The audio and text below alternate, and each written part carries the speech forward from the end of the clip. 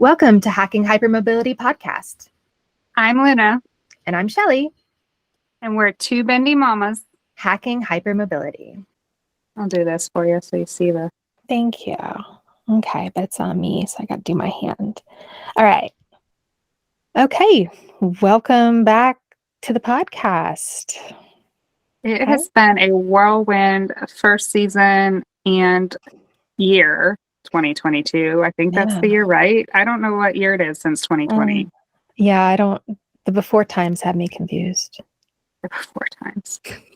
Yeah, so I was thinking, since we have reached the end of 2022, it would be a great time to do a review of the year in zebra news. What do you think about also doing this episode unmasked and not editing out all the little things? Wait, are you asking if I want to make my job easier and not have to edit as much? Yes, that is exactly what I'm proposing. I love that, but also that's kind of scary because sometimes we go off the rails and record for like 4 hours. Okay, well, so this is no warning. Well, we're going to warn our audience then. This episode comes with a quote trigger warning. Haha, not funny. That was not funny. That's... I'm not editing that out. We may go down some squirrely paths that we won't edit out. We may stumble and stim and be stupid. Mm-hmm. I like that. And we can put that out, and then one day we can just pull the highlights out. Yeah. But for now, we'll just do it. And it's kind of, I think it's important to have us unmasked. Yeah. That's a good idea. Right. I know I was like, but yeah, like me right now, like I'm petting this pillow. Yeah, we're petting pillows. We're playing with, I forget what this is called. This is my toys. Our adult toys. This is thinking putty. Not those adult toys, though. Yeah. Not those kind of adult toys. Yeah. No. We got. That's a different kind of. That's podcast. Not this podcast. That's not. So yeah, let's do it. I guess, as you said, here's the warning. If you don't want to listen to two late diagnosed autistic ladies talk about the Ehlers-Danlos news of 2022 and who knows what the hell else, it might be time to jump ship. We are not the podcast chads, okay? Like, we are going to fully engage that we are representing women in media. We are disabled female podcasters that are a little neurospicy. So, well, let's get this 22 recap episode started then. Okay. Let's go. 2022 has been a landmark year for research in the Ehlers-Danlos Syndromes in particular. A really important milestone that everybody's been talking about and has been anticipating came from the Medical University of South Carolina, USC, where the first gene for hypermobile Ehlers-Danlos, or HEDS, was discovered by a PhD candidate at the time. She is now Dr. Courtney Gensimer, PhD. Shelli, have you seen the plaque that they put up at North's lab? No. Do you have it to show? If I scroll on this, will I see it? Let me scroll. Yeah, you will see it. I'm going to have us share it on the screen. Okay. And so North's lab, where the HEDS gene was discovered and where humongous EDS research and cardiovascular research happens at USC, installed this plaque this year when Dr. Gensimer, Courtney, discovered the HEDS gene, and it should be published soon. It's titled The Evolution of the Ehlers-Danlos Syndromes. There's a zebra on it, and it is like a timeline, which is interesting because we're going to do a timeline of the year, but this is a timeline since like the beginning of the recorded medical history of zebras. 400 BC, Hippocrates, that famous doctor, first description of bruising, bleeding, and joint laxity. 400 BC, right? 1901 AD. We've jumped forward in a little bit of time. I'm just going to skip ahead just a few years. Yeah, just a smidge. Dr. Edvard Ehlers identifies a distinct disease. 1908, just 7 years later, Dr. Henri Alexander Danlos identifies the skin extensibility and fragility.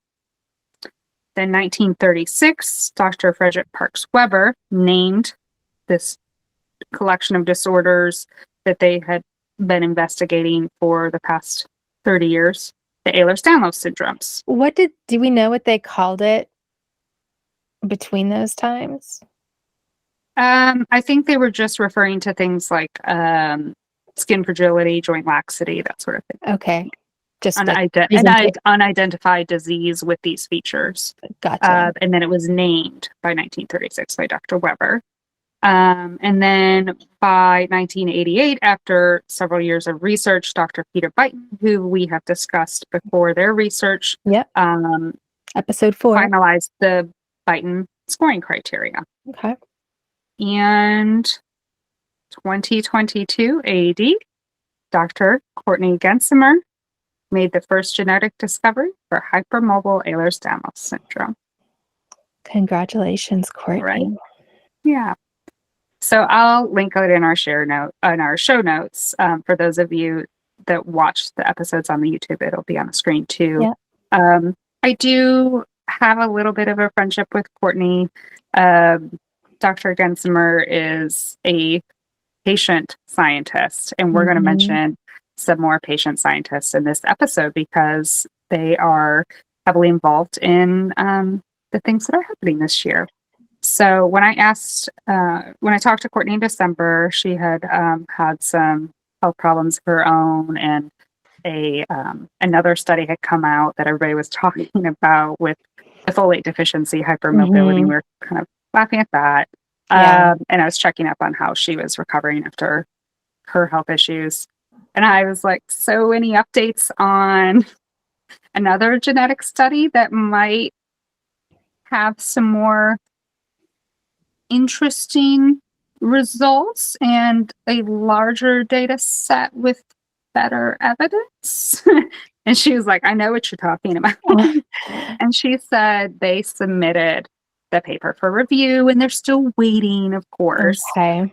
This is a really large set of data and continues to grow, and the research will continue to grow. Yeah. So given the importance of this genetic discovery, it won't be just like one anonymous peer review type of review. I'm sure it's going through a little bit more rigorous medical review prior to publication. But I would say that that's going to probably be published fairly soon, at least by the spring, I would hope, unless there's issues. Oh, happy birthday to us. Maybe a March surprise. Yeah. That's what I'm hoping. But that is the update. It's still under review, but it's been submitted. So Dr. Gensimer's work at the Norse Lab, which we mentioned at USC, is under the oversight of Dr. Russell Chip Norris, also a PhD, whose study was mainly in like cardiovascular research with connective tissue stuff and that sort of thing. And he's greatly supported this shift into the EDS. My neighbor's kid is crying right outside of her door. Like that. See, this is one of those things. I guess I'm not going to talk. Oh, I can totally hear that. Like literally right outside, like right there. Okay, but if I do my part, you won't hear it on the audio. So medical research has been looking into other things besides the hot topic of finding the HEDS gene, right? Like that's been HEDS gene, but there's other research going on. So other research has been looking into correlating either through statistical analysis or clinical lab analysis. The comorbidities, right? Including S and F, which I actually don't know what that stands for. Small fiber neuropathy. Oh, so SFN. Okay. It's in the thing that's... Yeah, I put it in the wrong. So I'm like, I haven't heard of that one. Okay. So small fiber neuropathy. There's a little dyslexia for you, folks. MCAS, which is the mast cell activation syndrome or disorder. I've seen MCAS, MCAD. Yeah. And the autoimmune disease disorder, cornucopia, you name it, it's probably there. The understanding, right? The understanding of the genetics of the connective tissue disorders has expanded, and with several very interesting case studies. Most importantly, researchers have been trying to get a better understanding how to support their hypermobile patients by looking into the improvements of the diagnostic process, criteria like we've discussed here, and the genetic counseling and management and treatment. And I would think that's excellent. I check yes to all of that. It's about time. Yeah. Yeah. Because honestly, we talked about it here. When I got my diagnosis from Johns Hopkins, they're like, here's these 17 pages of information. Bye. Yeah.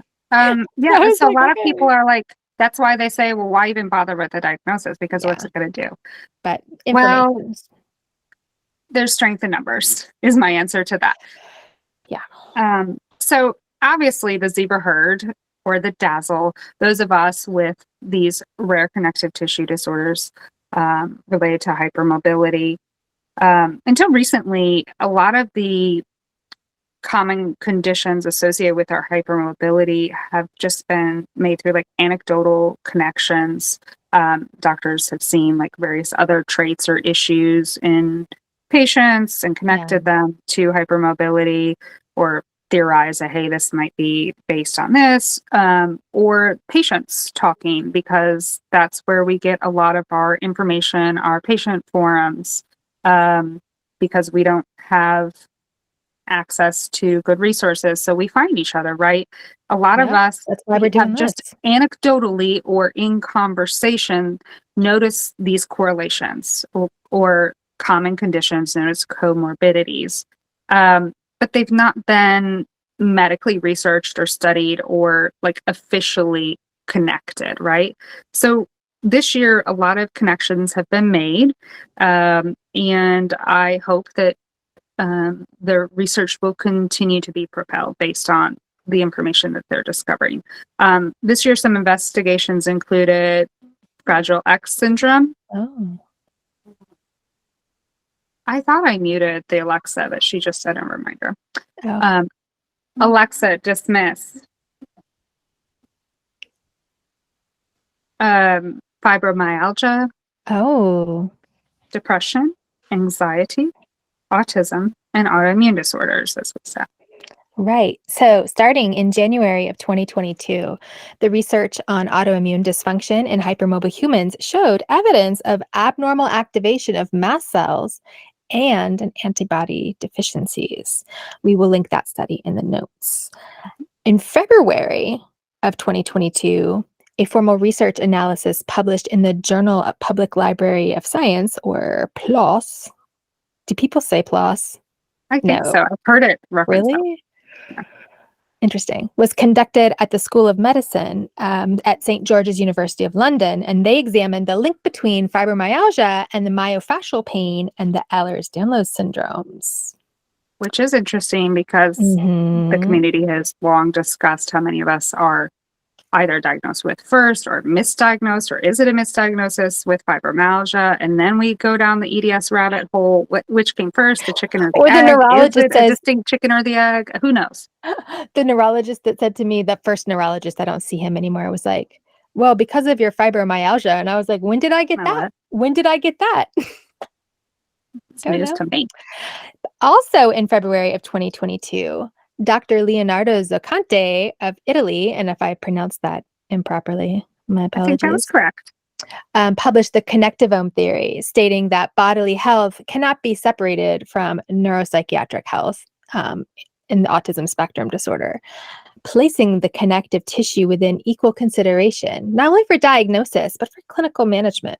So that's going to be interesting. Yeah. So I think that was probably one of the most important papers published this year. If you follow me on TikTok, you already know my obsession with the connective bone theory, the extracellular matrix, and the comorbidities of connective tissue disorders with neurodevelopmental disorders.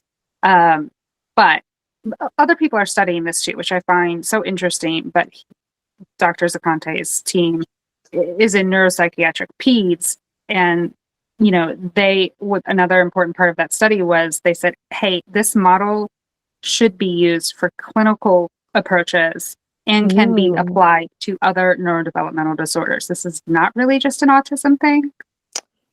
So I find that really promising and interesting that research is looking at it with this perspective. It may take a while for that to filter down.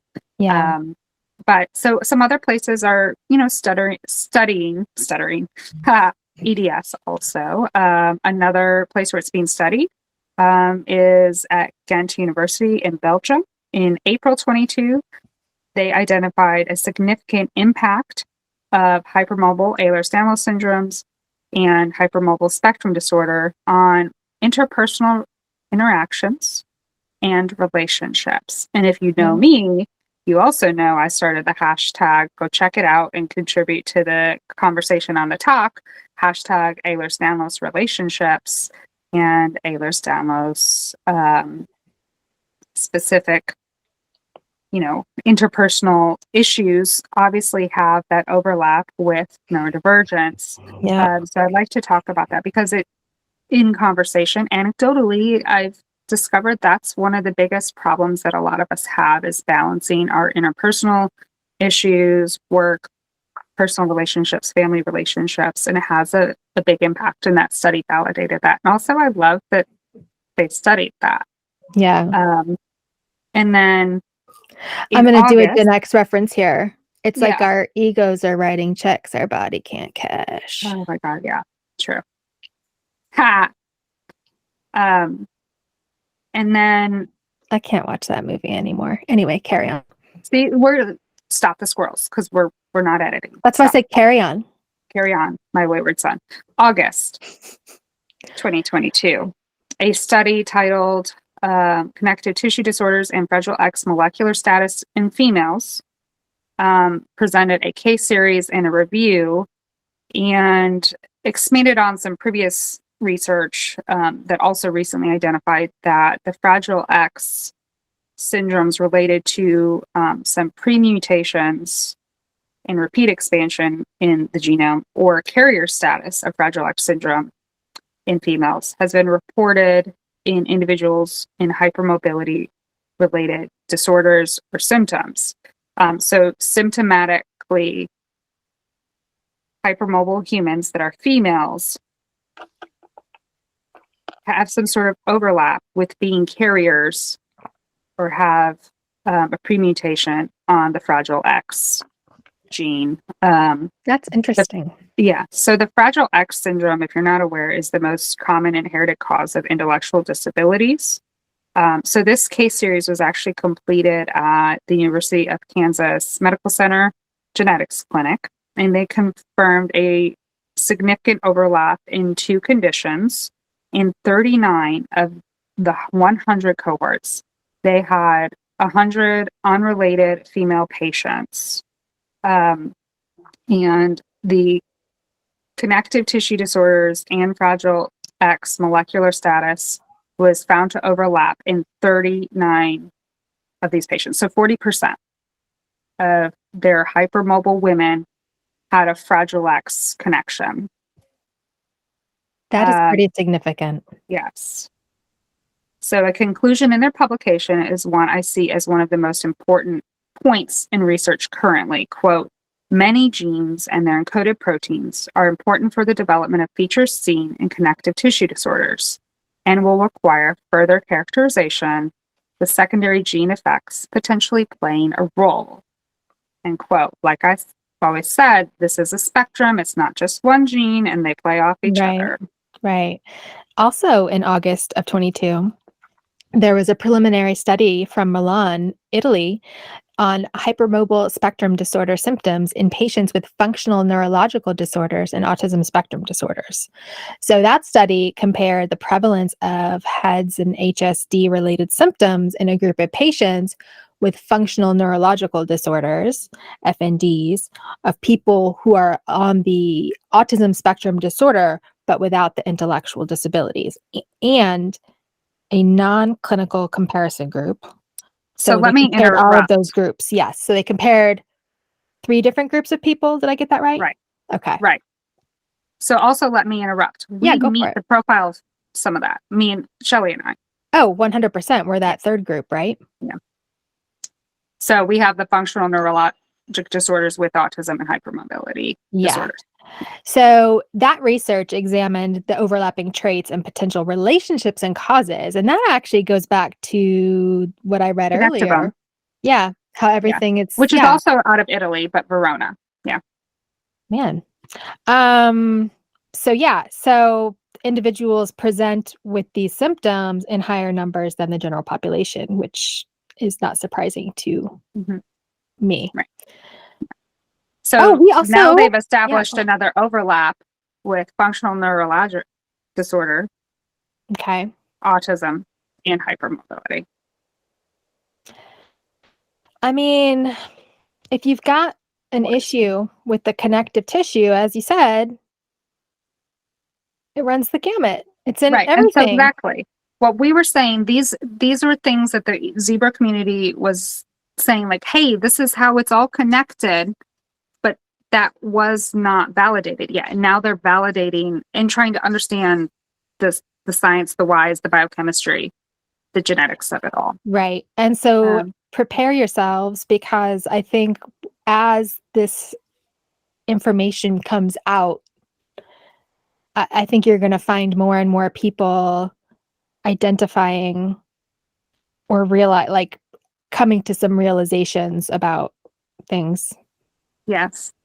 Yeah. I don't think everybody's ready. People aren't ready. I don't think people are not ready. You know what? We're not ready, but go ahead. Keep taxing the medical system, demand the care, demand the evaluations, demand the support. Anyhow, so speaking of why it's so important, is this next study from December 2022 out of the UK. Okay. So this particular study was looking at pediatrics, and one of the most difficult comorbidities in hypermobile adolescents. So the research done at the Department of Neuroscience, Brighton and Sussex Medical School in the UK followed a very large number, over 14,000 teens with generalized joint hypermobility diagnoses. Okay. At the age of 14, and then they evaluated their psychiatric symptoms again at the age of 18. Ooh. So these are generalized hypermobile syndrome patients. GJH was their diagnostic coding. Okay, these aren't even HEDS patients. The results showed across genders the diagnosis of JHS, joint hypermobility syndrome, at the age of 18 years. So it has progressed, right, into like symptomatic full diagnoses, not necessarily HEDS, with associated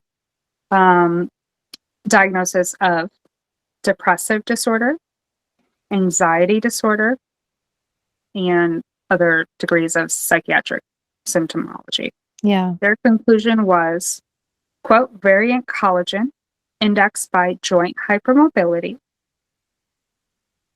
meaning, let me explain, genetically different collagen structures being measured by progressing or abnormal joint hypermobility is linked to the emergence of depression and anxiety in adolescence. A childhood for hypermobile humans, as they grow, is very likely to develop into difficult mental health issues with depression and anxiety. In effect, mediated by autonomic factors. Autonomic meaning the autonomic nervous system. When it dysfunctions, it becomes things like dysautonomia, orthostatic intolerance, and POTS. And it's mediated by autonomic factors in males. So by the time we are reaching the end of adolescence, Males and females are diverging based on regulation of the autonomic nervous system. Recognition of this association may motivate further evaluation, screening, and interventions to mitigate development of psychiatric disorders and improve health outcomes. Bam! This is one of the most significant ways to improve quality of life for all hypermobile humans, but particularly, it seems, for females with autonomic dysfunction. It is almost guaranteed they will, and we know this, we've seen it in our families, in our children, depression and anxiety. Yeah. So how are we improving their quality of life? How are we going to get ahead of this? And it seems very much so that it's tied into whatever is the difference in the sexes and dysautonomia. So some hormonal, like, it seems like there's some sort of hormone modulation and autonomic nervous system effect. Right. But also we can't not consider what are the cultural differences too. So the Pain News Network did an article, I'll link to it, on this study, on this research, and said, quote, "This study has highlighted the need for more targeted and bespoke support for hypermobile teenagers, particularly girls," says Leah Milligan, the CEO of the UK-based advocacy organization MK Mental Health Research. So the mental health research component and treatment outside of just pharmaceuticals for us is lacking and really, really needed. So I'm personally really thankful because that's my biggest motivation, right? Is the legacy I'm leaving for my kids, so they have more proactive tools, a better quality of life, and for others. Yeah. Just because we struggle doesn't mean we want other people to. Right. I don't understand that mindset.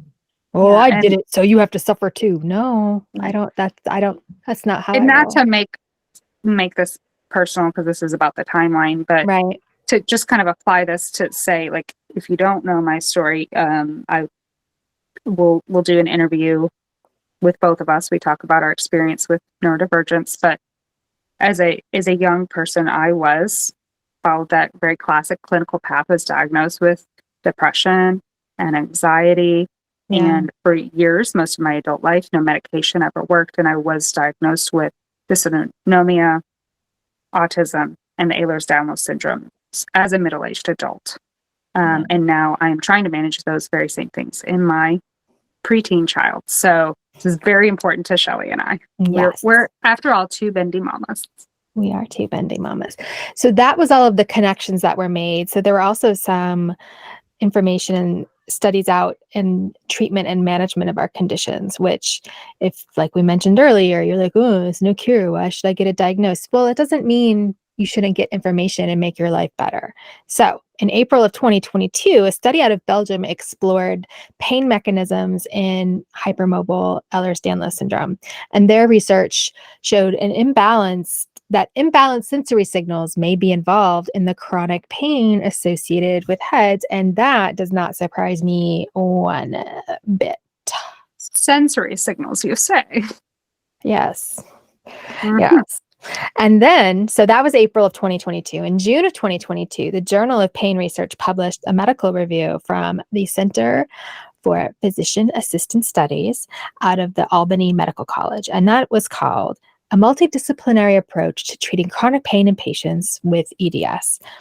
And the review was of current medical literature for pain management in EDS discovered that there was weak evidence, leaving this in, blah, blah, blah. Okay. Discovered that there is weak evidence to support the components of the conservative multidisciplinary approach that is typical, including physiotherapy, occupational therapy, cognitive behavioral therapy, pharmacologic interventions to decrease pain. So those are the things. The review identified that they need to identify. We identified that we need to identify, and evaluate additional modes of treatment for our pain. So it reached the conclusion that, quote, There is weak evidence to support current practices, but little to no evidence at this point in time to suggest alternative pain control methods, thus demonstrating the need for further research. So basically, we haven't studied this, so we should study it. Exactly. Okay. Yeah. So there's lots of things we haven't studied. Another really big one for hypermobile humans that's really neglected is all of the female concerns. So in July 2022, Heads Together, which is a UK organization, and Dr. Sally Pizarro, along with experts including obstetricians, midwives, geneticists, and physical therapists, convened to research and identify the evidence for the best practice and guidance in pregnancy, childbirth, postnatal care in both EDS and HSD. And this was funded by the Ehlers-Danlos Society. There is now, after this work group convened, a maternity tool for patients with a list of, hey, here are the things that EDS patients and hypermobile patients commonly experience in pregnancy and childbirth, and important things you need to know about me and my symptoms and my diagnoses that you hand to your provider, your OB or your midwife. There's a provider learning module for people treating, zebras, and even an EDS HSD infomercial pertinent to these issues. So if you're planning a pregnancy or you maybe are pregnant, go to the Heads Together website and you can download and use the tool with your OB or midwife. That is awesome. Yes. And I promise in season 2 that we will discuss these things. I think it's something that a lot of zebras have asked me about, like, can you tell me your experience with pregnancy, giving birth, that sort of thing. And there's a great variety of answers to that. Not a ton of research, but now there is some. So I think season 2 would be a great opportunity for us to kind of talk about what the 2 Bendy Mommas have found or experienced anecdotally and kind of delve into that research. And then in August, there was really big news that came out that is pertinent mainly to those of us in the United States, but hopefully will spread throughout other countries. The U.S. Academy of Sciences published the Selected Heritable Disorders of Connective Tissue and Disability, giving hope to the Ehlers-Danlos Syndromes being considered for federal disability. And we actually had great fun dissecting that, didn't we, Shelli? Yes. So that came out and we launched Hacking Hypermobility that same month. In our first episode, we discussed that. It included like an in-depth discussion of the report. And so we'll link that in our blog post on all of these resources. We'll link you back to that first episode if you missed it, and also to the report itself. Is it still a draft? It's finalized now. It's just a prelim. A draft. It's prelim. Sorry, it's a preliminary review to use for. I mean, it's an official report. Yeah. Okay, so it's not okay. Never mind. That doesn't matter. But we're gonna still talk about it. Oh, we're gonna pause for a minute because there's food. I heard a bing. You gonna get some snacks? Yeah, snacks. Okay. Do you want to stop recording so you can just piece it together? Where were we? We were just talking about how we launched our episode, and then I was going to talk about the breakthrough in managing tinnitus. Okay. Huh. Okay, let me get to that. Okay. I'll put up a hand or something, and then you can. Yeah, we're good. Okay, we're going to start recording again, okay? All right. So, also in August of 2022, there was a breakthrough in managing tinnitus, and it's pronounced tinnitus, we think, pretty sure. And it involves using a white noise mobile app. And it's out of Auckland, which is New Zealand. Yes. Pretty cool. I love white. Actually, I'm onto brown noise now. I like all of those things, and I use that regularly. Yeah.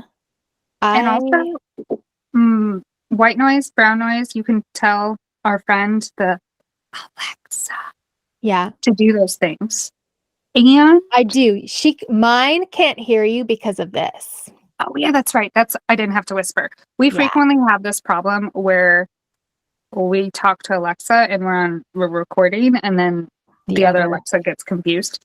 But anyhow, I was going to squirrel there, but I'm not going to squirrel. So no squirreling. Stopping squirreling. Yep.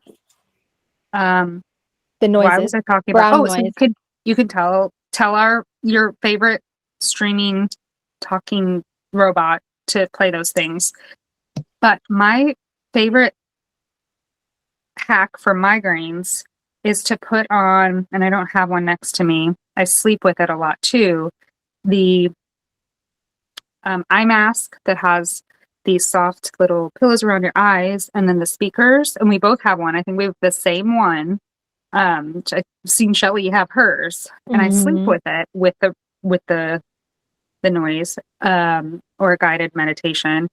But also, when I have a really bad migraine, there is a specific migraine bilateral music that helps. Oh, I've heard of that. I don't know the name of the song. So this was an important squirrel. I realized I squirreled because we were talking about tinnitus. Yeah. Pretty sure it's tinnitus, whatever.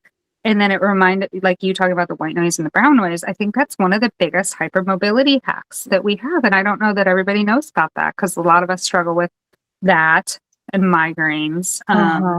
Yeah. So I want to tell you guys also about if you have an iPhone, there's a built-in white noise machine in your phone. And you get to it through accessibility. So you go to settings. It's settings, accessibility. I can't remember what it's under. It's not under. Anyway, it's in there somewhere. I was going to say I'm going to edit it and put it in, but that's not true because I'm not editing. We're not editing. So put it in the click on okay, so then go. So it's settings, accessibility, and then go to audio visual. Then you choose background sounds. You turn that on, and then it gives you an option. Like I have rain as an option here. There's a whole different sounds, and you can adjust the media and everything. So there's balanced noise, bright noise, dark noise, rain, stream, ocean. And I actually learned that from my husband, who learned it from TikTok. So, and we're back to the TikTok. Anyway, so that we squirreled there. So back to the timeline. Yes. Okay. So we are talking about treatment and management of hypermobility. In August 22, a study from California State University in Sacramento interviewed patients with an EDS diagnosis that also had a pain syndrome and that also participated in an online support group. The resulting publication wins my unofficial award for the very best medical article title of 2022. Are you ready for it? Yeah. If I were editing, I'd put a drum roll. It is. Quote, "The internet knows more than my physician.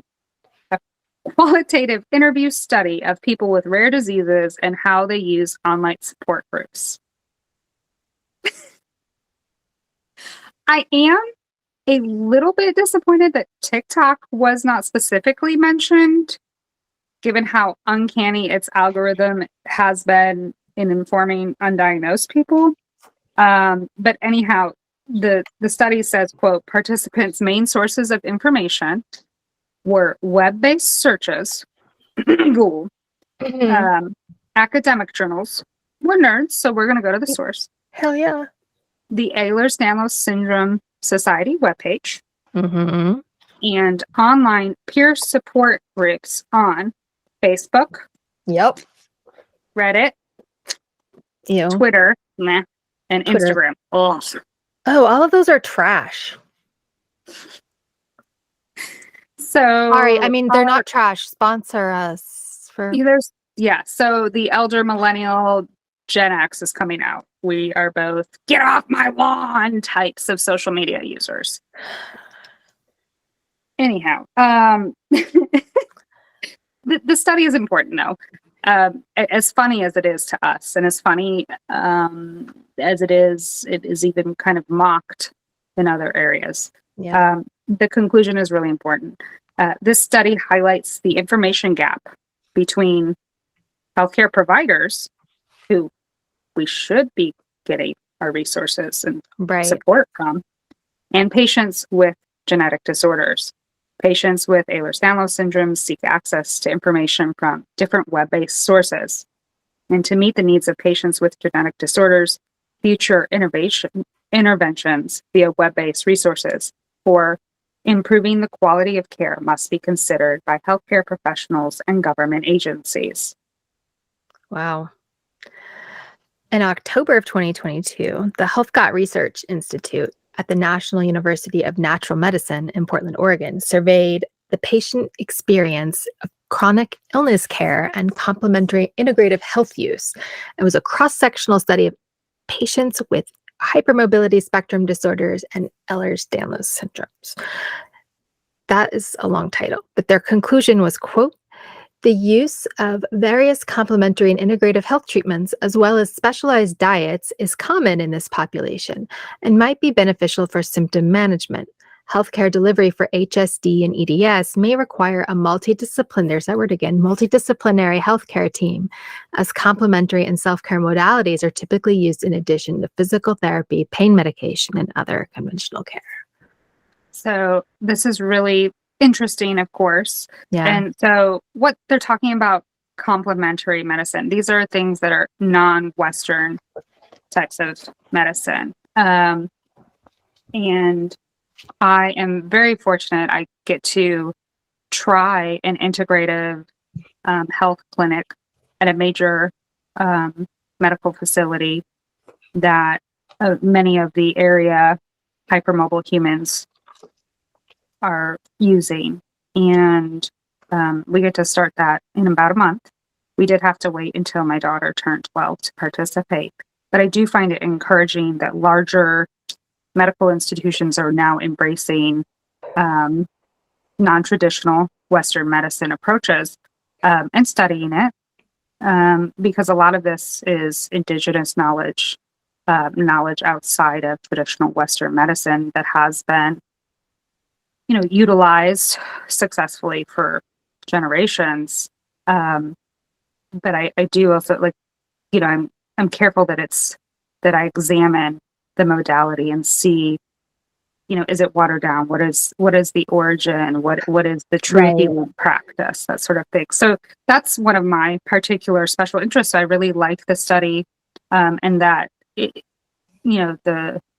field of these researchers in the hypermobility arena is noticing that, hey, we're taking our business to other places out of A, desperation. Yeah. And B, also, well, maybe there's a reason. Maybe some of these things are working. So one of the things they studied this year actually was mindfulness meditation. So in November, a pilot study out of Liverpool in the UK looked at online delivered mindfulness meditation in the Ehlers-Danlos Syndrome, specifically heads. And it was a positive study. So they looked at the effect of quality of life and participant lived experience. Okay. Their conclusion was, quote, online delivered mindfulness meditation was clinically significant in reducing pain intensity and improving quality of life outcomes, end quote. So, by the way, this isn't just like, I'm going to sit here and meditate. Shelli and I have talked about this. Like, we need some sort of guideline. And the point really is to put you back in your body, feel the things, but also regulate those sensory differences, the perceptions, the pain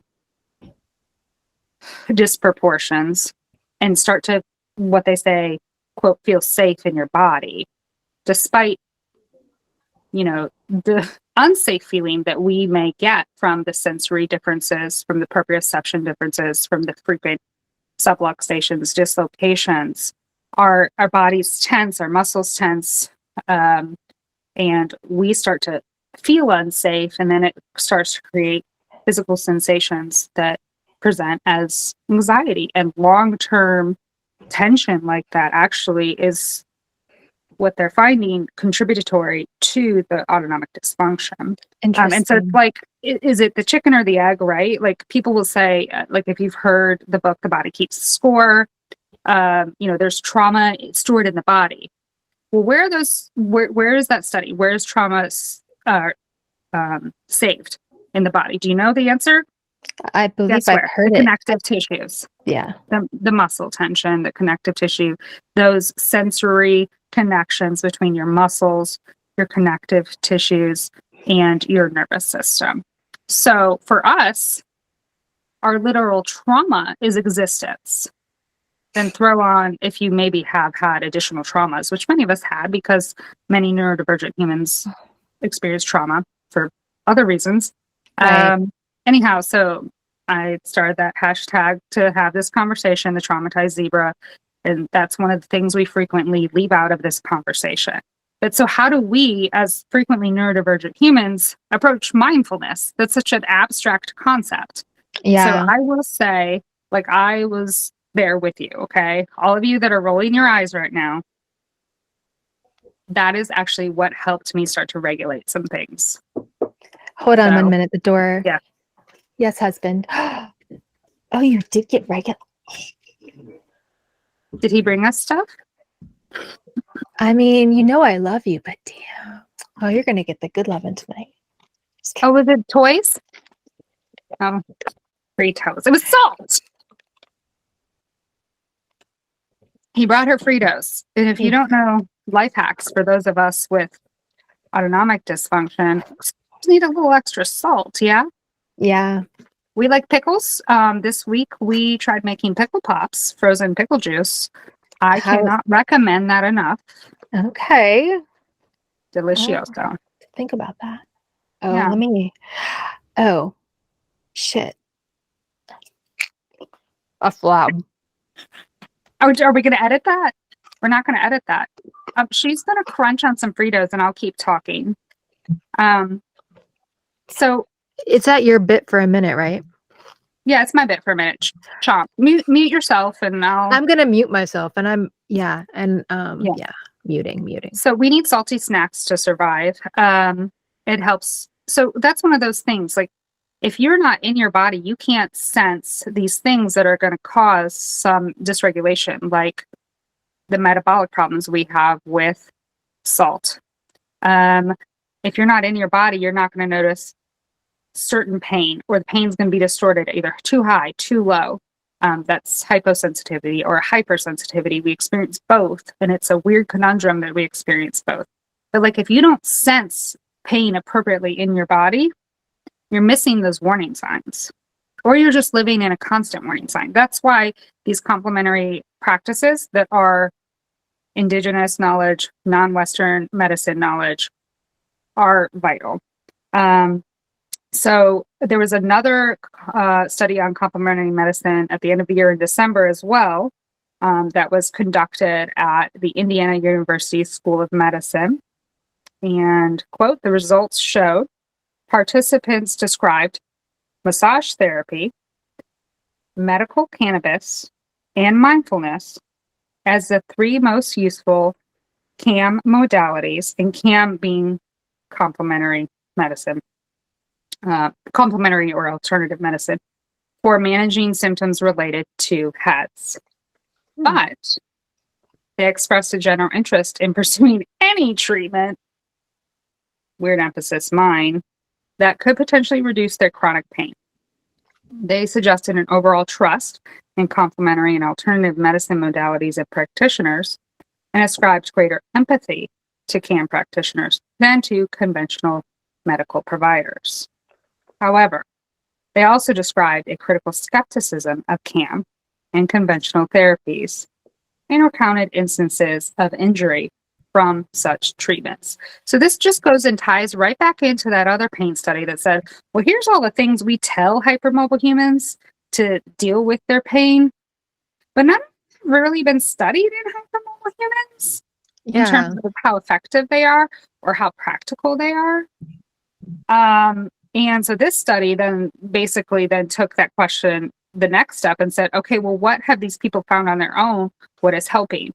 And so the three things in this larger investigative study on complementary medicine, so the three alternative types of therapy or therapeutic approaches or alternative approaches that HEADS patients use, the top three are massage therapy, medical cannabis, and mindfulness. But hey, we'd also like to explore some other options here. Like, can we please address this pain issue?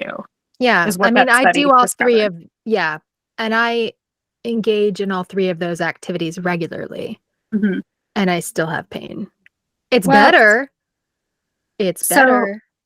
I gotta say, right? Like, so that's we've both once we kind of started dealing with our issues and realizing, oh wait, we have to deal with those. We started trying things. Both Shelli and I have done that, and I would say, like, I don't want to speak for you, but in our conversations, just in our personal lives and stuff, like, I think both of us have kind of addressed some of our health issues in some positive ways and have some encouraging things, but it's still disheartening to think about life in the context of, like, hey, we deal with chronic pain. We never know what life's going to bring.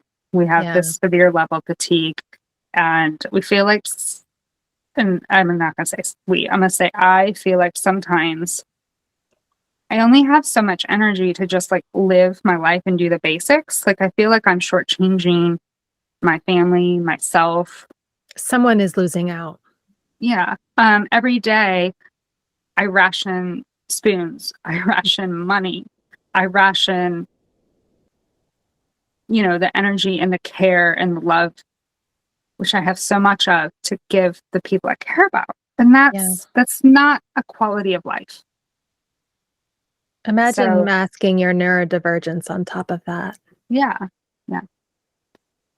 So the patient experience is, what this really is all about. I'm glad we're doing this retrospective. I didn't expect to get emotional, so I'm sorry. No, but that's good. So the patient experience, we just talked, so the medical community has started, as you just mentioned, realizing they need to form stronger alliances with the patient community, especially us hypermobile humans.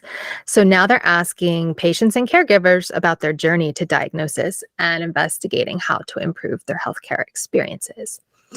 In September of 2022, there was a survey from researchers at Children's Mercy in Kansas City, and they inquired about the support to patients and caregivers. The support to patients and caregivers, and found that there's a widespread lack of support, poor interdisciplinary integration, and a heavy burden on patients when it comes to getting care for these patients.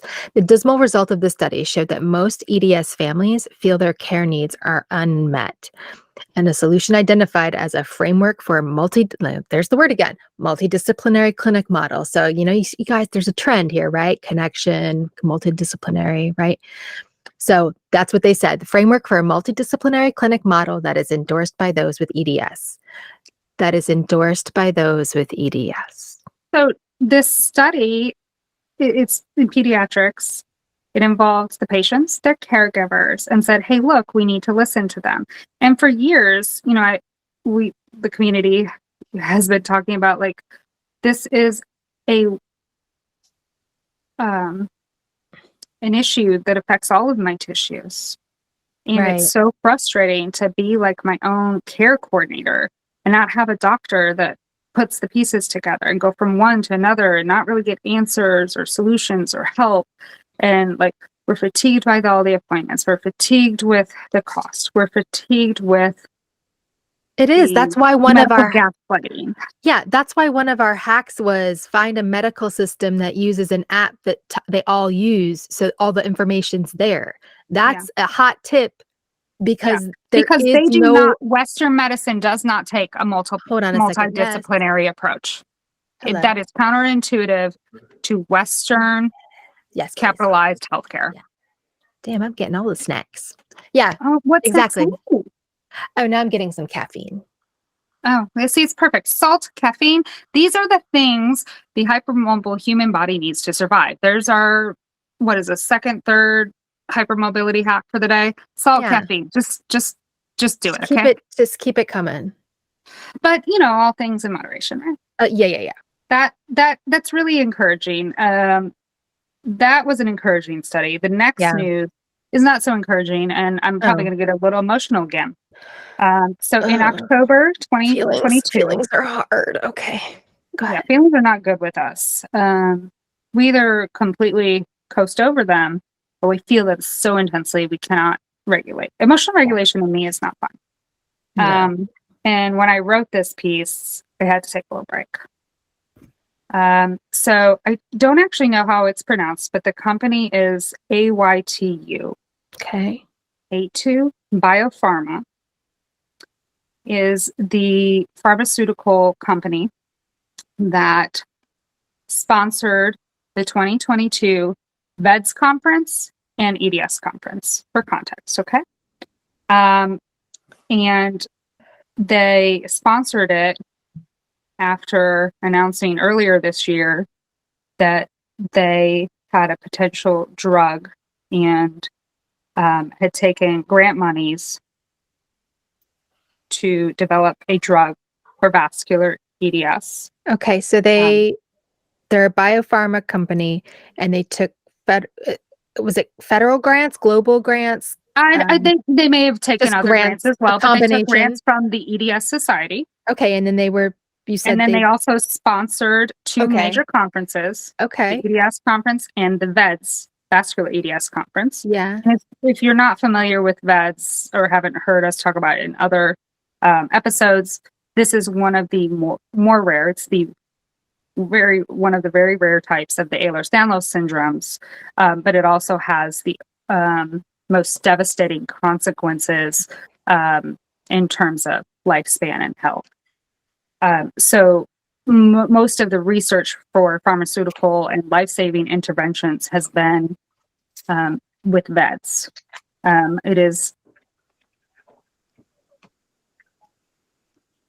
It's also underdiagnosed, underrecognized, late diagnosed, associated with hypermobility, but some different features. And you can go back to do you know what episode it was that we talked about the other EDS variants? Episode 6 had a lot of the ones with where we showed our bodies as examples.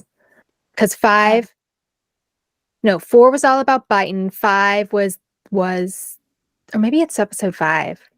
It's episode 5 because 6 is the criterion 3. So yeah, it's episode 5.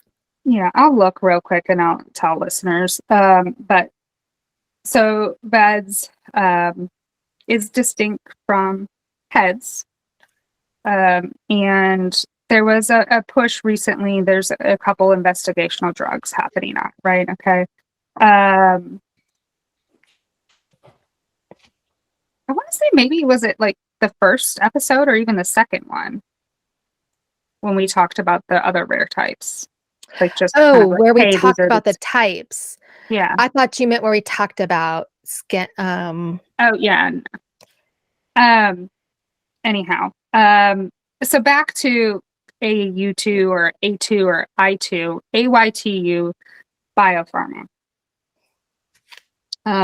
Announced back in October 2022 the indefinite suspension of their AR101 pharmaceutical development program for VEDS following a corporate review, and announced the suspension of the drug was due to the lack of profitability. Mind you, this was after sponsoring the 2022 EDS Summit and VEDS conference. So yeah, I'm going to call them out. What the fuck? I thought You were going to say, because the tests, it caused X harm or wasn't as effective, but no, it's because we can't make the dollar bills, y'all. Dollar bills, y'all. That's disgusting. We could squirrel a whole lot on this. I know we could, right? Yeah, but okay. That makes me feel really gross. Let's see. Is there anything good that I'm about to say? Do I have good stuff to say? Yeah. The rest has some good stuff. There are some sad things. But that's just okay. But this is good. We need to talk about the reality of before we even go into another topic. Let's do a little mind shift right here. Okay. I just practiced some mindfulness, and I'm gonna tell you to help me regulate emotions. I was noticing, like, where in your body do you feel that? I could not do that before. Oh yeah. When the first time my therapist said that to me, I was like, she's like, now in me, I notice a feeling arising when blah, blah, blah. And I was like, the fuck? I was like, I don't know if this shit's for me, whatever. I'm a robot. Help me not be a robot, lady. I literally could not do that before. But I'm a little bit more in my body. That's probably why I have increasing pain. But I just felt this huge welling in my chest. My heart is pounding. I can literally feel the blood rushing, thumping into my heart. Like and then I got this pit in my stomach, like tightening. So that to me is how I feel: anger and disappointment and disgust. That's what I feel. I feel disgust. I'm disgusted at capitalism, corporate greed, the ableism of assuming, hey, y'all aren't going to catch this, but we're not going to invest in you anymore. Whatever about the greed, but this is like a life-saving, like, I feel very strongly about the greed, but whatever, businesses are going to business. But like when it comes to like life-saving medications, that's. Yeah, this could save and extend many lives. Right. But I guess it just wasn't profitable enough. There's just not enough of us. And we'll probably do an in-depth future episode on this because it's really important to understanding hypermobility. But not only are the vascular EDS patients or VEDS patients affected by vascular risk, all of the connective tissue disorders that are inherited, including HEDS, have a greater risk of vascular events. Yeah. So while it may seem like, well, it wasn't going to be profitable because it was maybe a few thousand patients, I think that was probably a mistake, honestly, on their part, because it probably has the potential to treat most of the inherited connective tissue disorders. I don't know the exact mechanisms of the pharmaceutical or anything to truly know that, but it's just a suspicion I have. But it was probably short-sighted. Yeah, I can see how. But VEDS is a more rare subtype.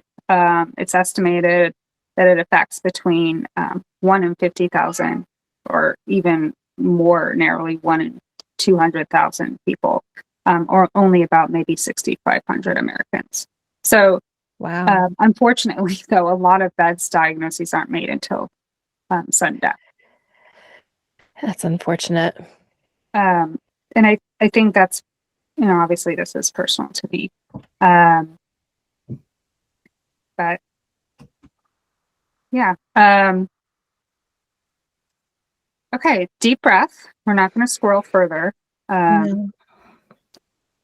I am currently regulating some emotions with this, and it's a little difficult. Well, you do that, and I'm going to talk about what happened in November of 2022.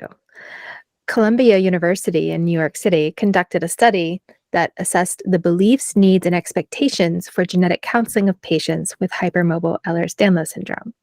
Okay, so, quote, Majority of the participants did not feel that their doctors were knowledgeable about heads and strongly supported a multidisciplinary approach to their care.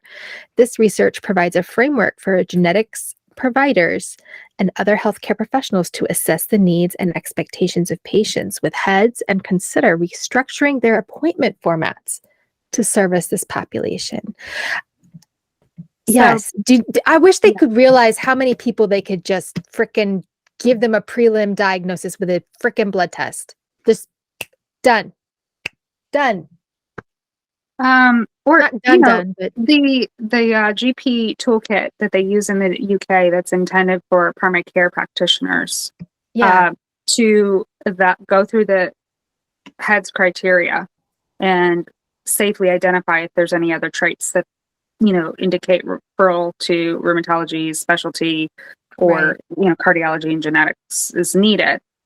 Why are we not doing that? Why are we not screening for hypermobility? Why are we not screening for neurodivergence and hypermobility and back and forth? But the point of that study was like, hey, there's limited resources.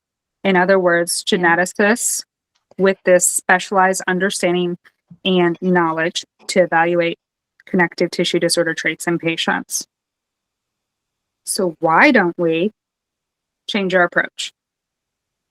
Okay, so why don't we pool those resources, use virtual care? That's what they mean by restructuring appointment formats. Yeah, I think the medical community realized how much more mobile things can be when the pandy started. But I mean, I know the privacy concerns were a big thing, but but we in the healthcare field have adapted and rely quite heavily.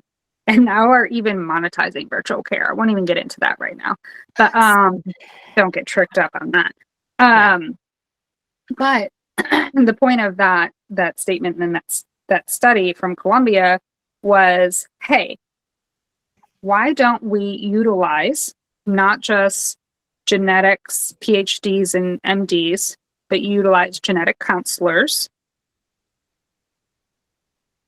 and share the knowledge, make those appointments more accessible, because the very real access issues are related to the lack of knowledge across people in the field, the lack of genetic counselors attached to those doctors, and also the fact that now that there's a demand for evaluation following the shutdowns in healthcare from the pandemic, and now the demand because of our increasing insistence of awareness, people are seeking care. But here's the problem.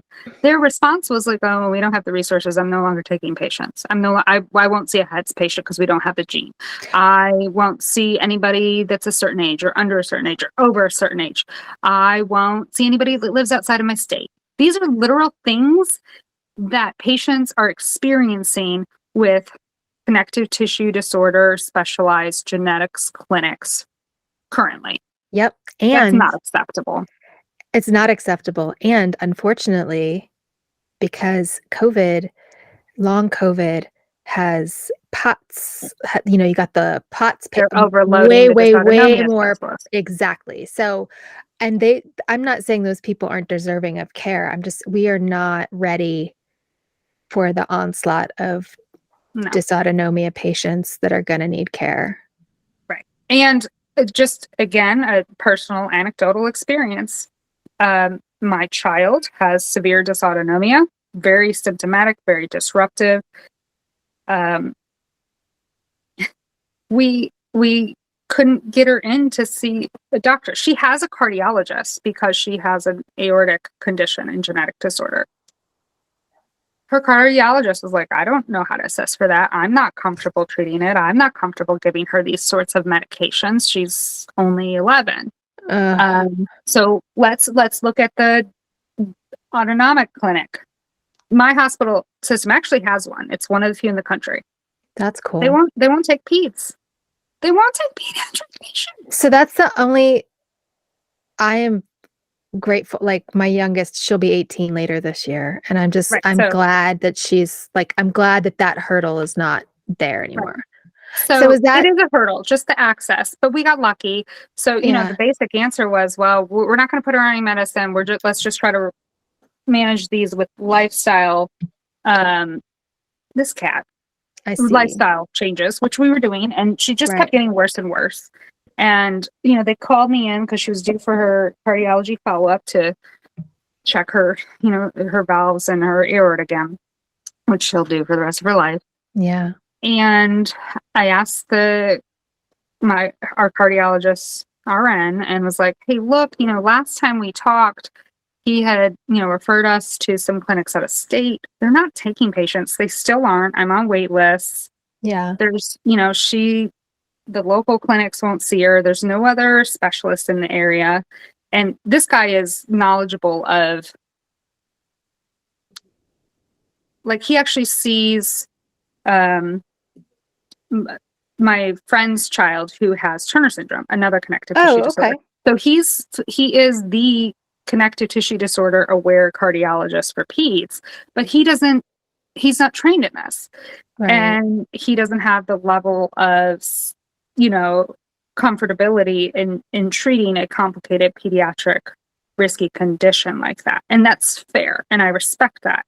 But it's like, please, everywhere you referred us to, it's a cost for travel out of the state. And it's not really an option for us because they're not even taking patients. So, like, can you advocate for us to get into, like, see the adult autonomics clinic? And he tried, and basically they were like, well, we're too overloaded. She would still be waiting. And they said, well, we're not comfortable because there's not enough research on the peds. And so anyhow, no kidding. She was, so they're having these conversations. The very next day, her name is Sarah. Nurse Sarah calls me. And I am in the same room as my friend who also has a child with connective tissue disorder, which two rare birds at the same time. Like, it's just the craziest thing. Yeah. And she says, you are never going to believe this, but we just hired an electrophysiologist and he wants to see her. Her being okay. Heavy? Yes. And I'm like, okay. And they're like, can you get her in so-and-so? And it was like, a few days later. I was like, yeah, sure. And so we go in, I meet this practitioner. He is a nurse practitioner, electrophysiologist. And as you know, I think Shelli and I probably have stated this. If not, I'm going to state it again. Each of us prefer NPs. Yeah. That's one of our life hacks. They tend to have a more holistic approach and a little more latitude in exploring things. Maybe not prescribing and that sort of thing, but they tend to take some extra steps and have a deeper level of understanding and empathy, in my experience. So this pediatric specialist was telling us actually, after he evaluated her dysautonomia, that he specifically went into the field because he was so disheartened at seeing all of these peds not having care for this. And I tell you, I could have hugged this man. And he's younger than me. Like, he's not very far in his career. And I was just like, do you even realize, like, what a gap you are filling? And so very recently, he started her on some medications for her dysautonomia. And one of her biggest medical mysteries is that she vomits in the middle of the night in her sleep. We have been told it's migraine. We've been told it's cyclical vomiting. We have been told it's GI issues. She's still going to go do a scope this month. Have they done a sleep study? They have not done a sleep study. They do not. That's one of the things that I'm interested in doing. By the way, sleep disorders are very common in hypermobile humans. Mm-hmm. Including not just obstructive sleep apneas, but also neurologically mediated sleep disorders, such as centralized sleep apnea, which is brain derived, combined with obstructive sleep apnea, and especially narcolepsy, which I'm beginning to wonder if I don't have. But anyhow, those kind of offline brain functions while sleeping are a problem. And so we've examined all these things. None of them are really helping. She's miserable. The child vomits in her sleep, and I'm so terrified that she's going to asphyxiate if she doesn't wake up. And sometimes she doesn't. Like, she'll wake up in a pile of vomit. And it has been a problem since she was a baby. And when I complained to the pediatric, primary care doctor as a baby about it, they were like, "Oh, it's just it's reflux. Reflux. Put her on an incline. Get a blah blah blah formula instead. Make sure blah blah blah antacid." And okay, this child was breastfed. Well, anyhow. So and I kept complaining. I'm like, this isn't helping, So then they actually put her on medication. Didn't help. It never stopped. Here we are, nearly 12 years later. She still vomits in her sleep. How frequent? Once a week, maybe. Sometimes more. Let me tell you how fun that is. Anyhow. We are talking about my least favorite bodily fluid. Not that I have favorites, but least tolerable for me too. Honestly, I'm glad you didn't go into too much depth, because I would have to stop you. This comes from a person who would eat her lunch over cadavers in the cadaver lab. Okay. I'm fazed by almost anything, but vomit. Nope. The smell. And the sounds. But normally I'm asleep too. The sounds would get me. Yeah. But so anyhow, it multiple specialists involved. The GI doctor was wholly unhelpful. But actually the next time we saw him was much better. So he must have gotten my feedback. Anyhow, so this electrophysiologist puts Evelyn on, there's about 3 or 4 different medications we can try in peds for these issues. And he's sitting here telling me about our options. We're discussing it. And he's saying, I think it's actually going to help not just what we think of as the autonomic dysfunction symptoms, like the dizzy, vertigo type feelings, the fatigue and stuff. But he also diagnosed her, she has vascular insufficiency. He saw it immediately in the evaluation, her blood pools in her feet, same as me. And the strange capillary filling, the levator reticularis, very rapidly changing with position. I think I might end up being diagnosed with something similar. I have my tilt test in April, so we'll find out. And now keep in mind, we have already been managing this with intense hydration, intense electrolytes, salt tabs, increased rest, all of these different ways of regulating her autonomic nervous system. We've tried.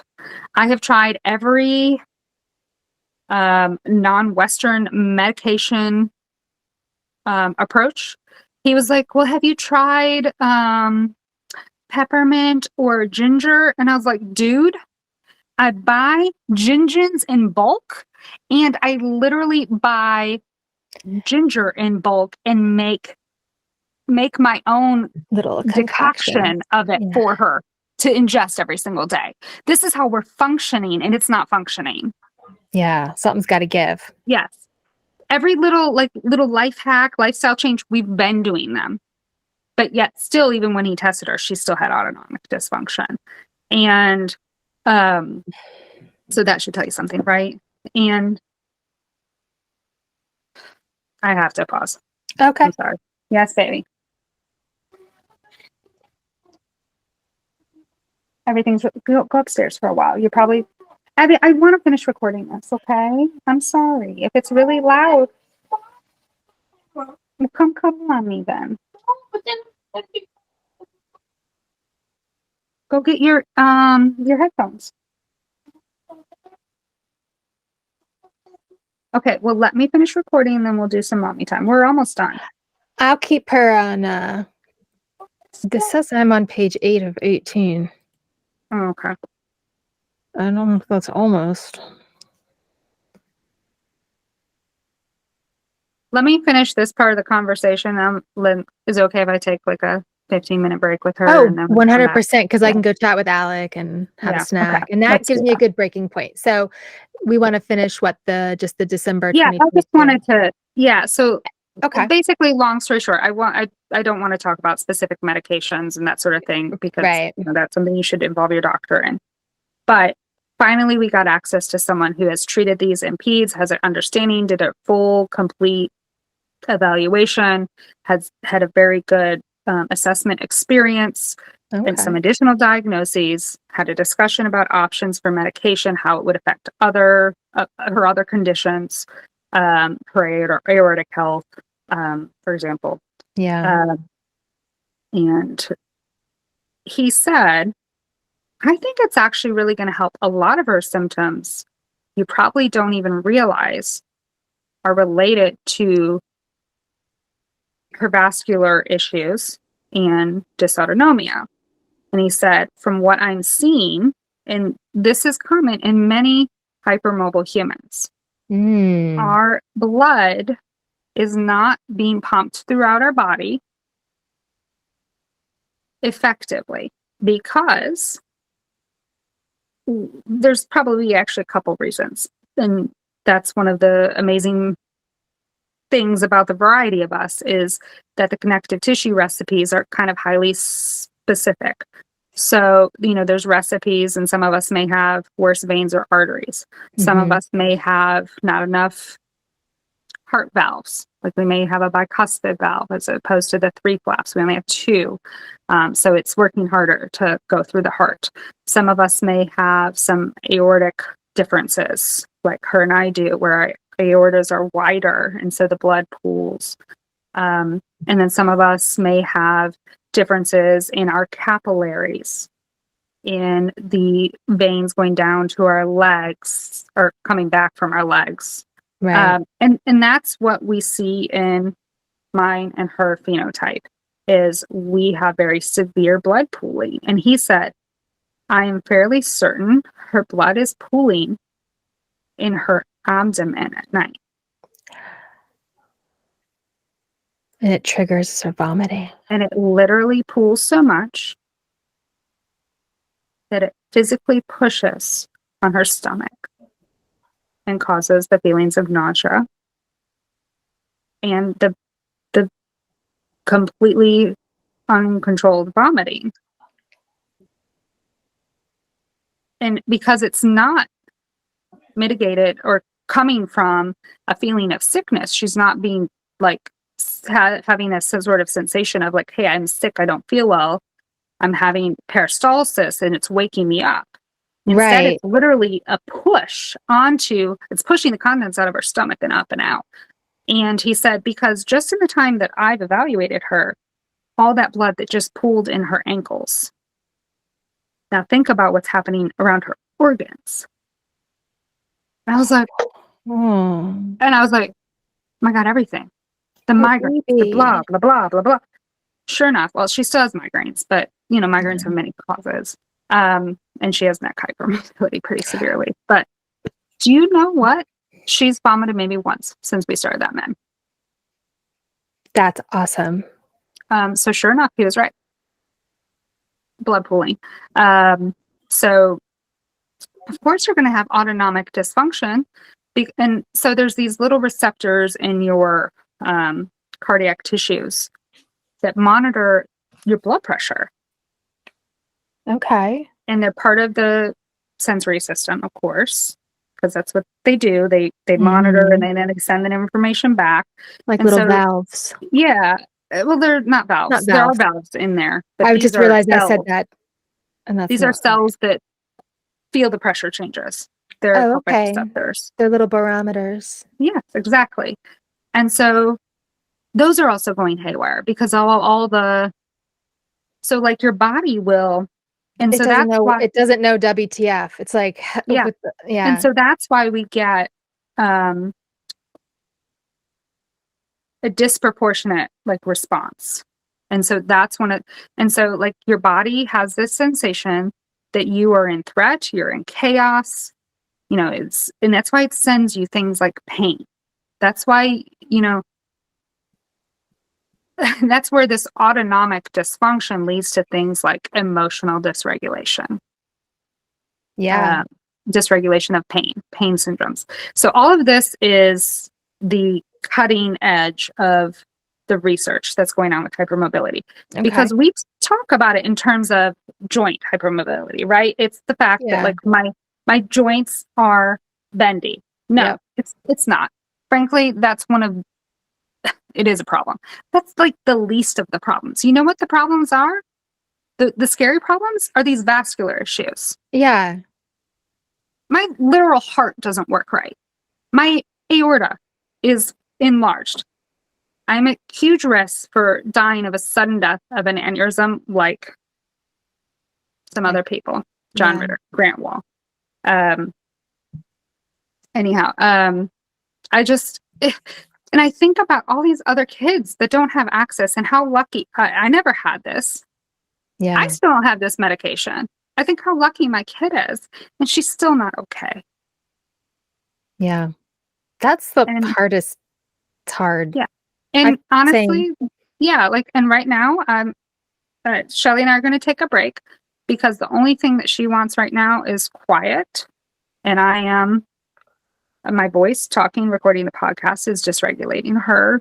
And she would like the physical comfort of mom because she has a migraine and nothing else is comforting her right now. She's I need to go spy on the 7 teenage humans in my lounge.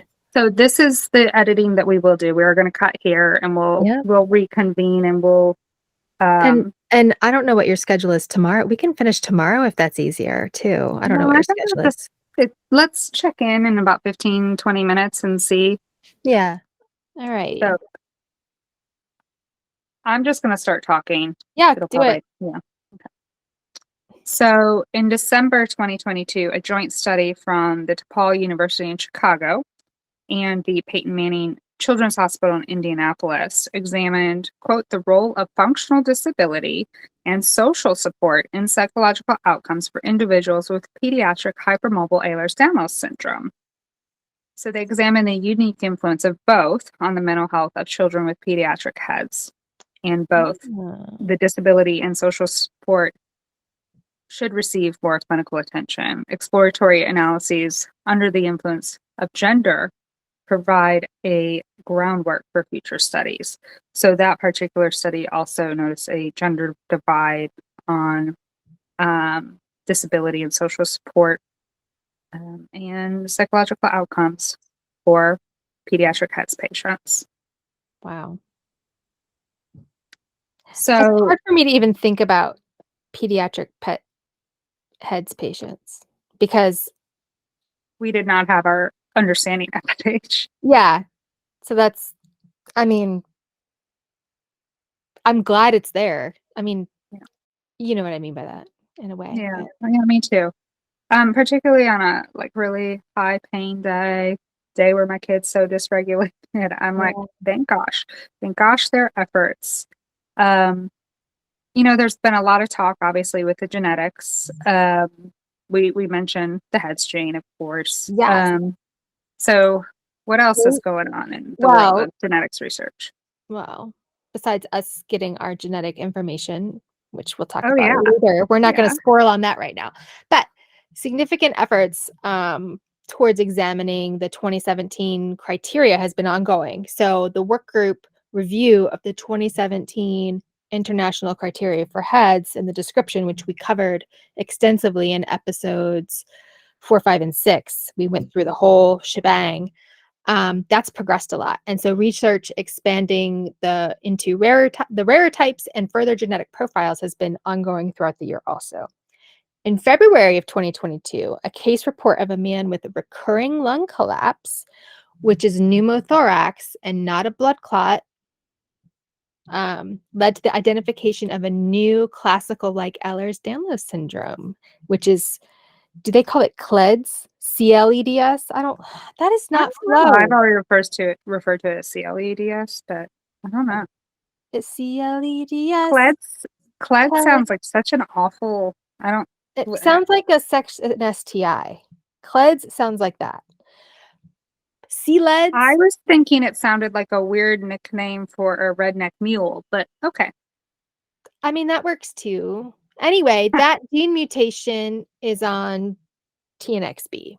the TNXB gene, which I have quite a few mutations on so that. there's already some known mutations on TNXB. This is an additional mutation expanding the gene mutations.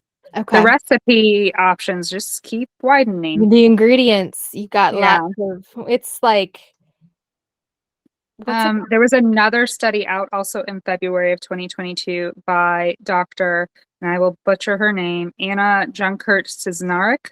I'll spell it Junkiert-Czarneck et al. There were other authors on classical EDS. Okay. Which was published identifying several new mutations in classical EDS, with their findings indicated, quote, not all causative genes giving rise to CEDS have been elucidated yet. Interesting. So that means anyone who previously had some genetic testing done, once they finalize their findings, might be worthwhile to have it run back through their algorithms and see if anything pops up. Exactly. Those 2017 variants listed in the criteria previously of the known Ehlers-Danlos syndromes do keep expanding as research keeps expanding. We have not studied the whole genome. So let me ask you this. Obviously. Are these findings new mutations in that they are previously unknown, or are they moving from... They were not identified as pathological and disorder causing with case studies, family genetics reports, that sort of thing. So these are these are saying, hey, here's the recipe and here's what happens. Okay.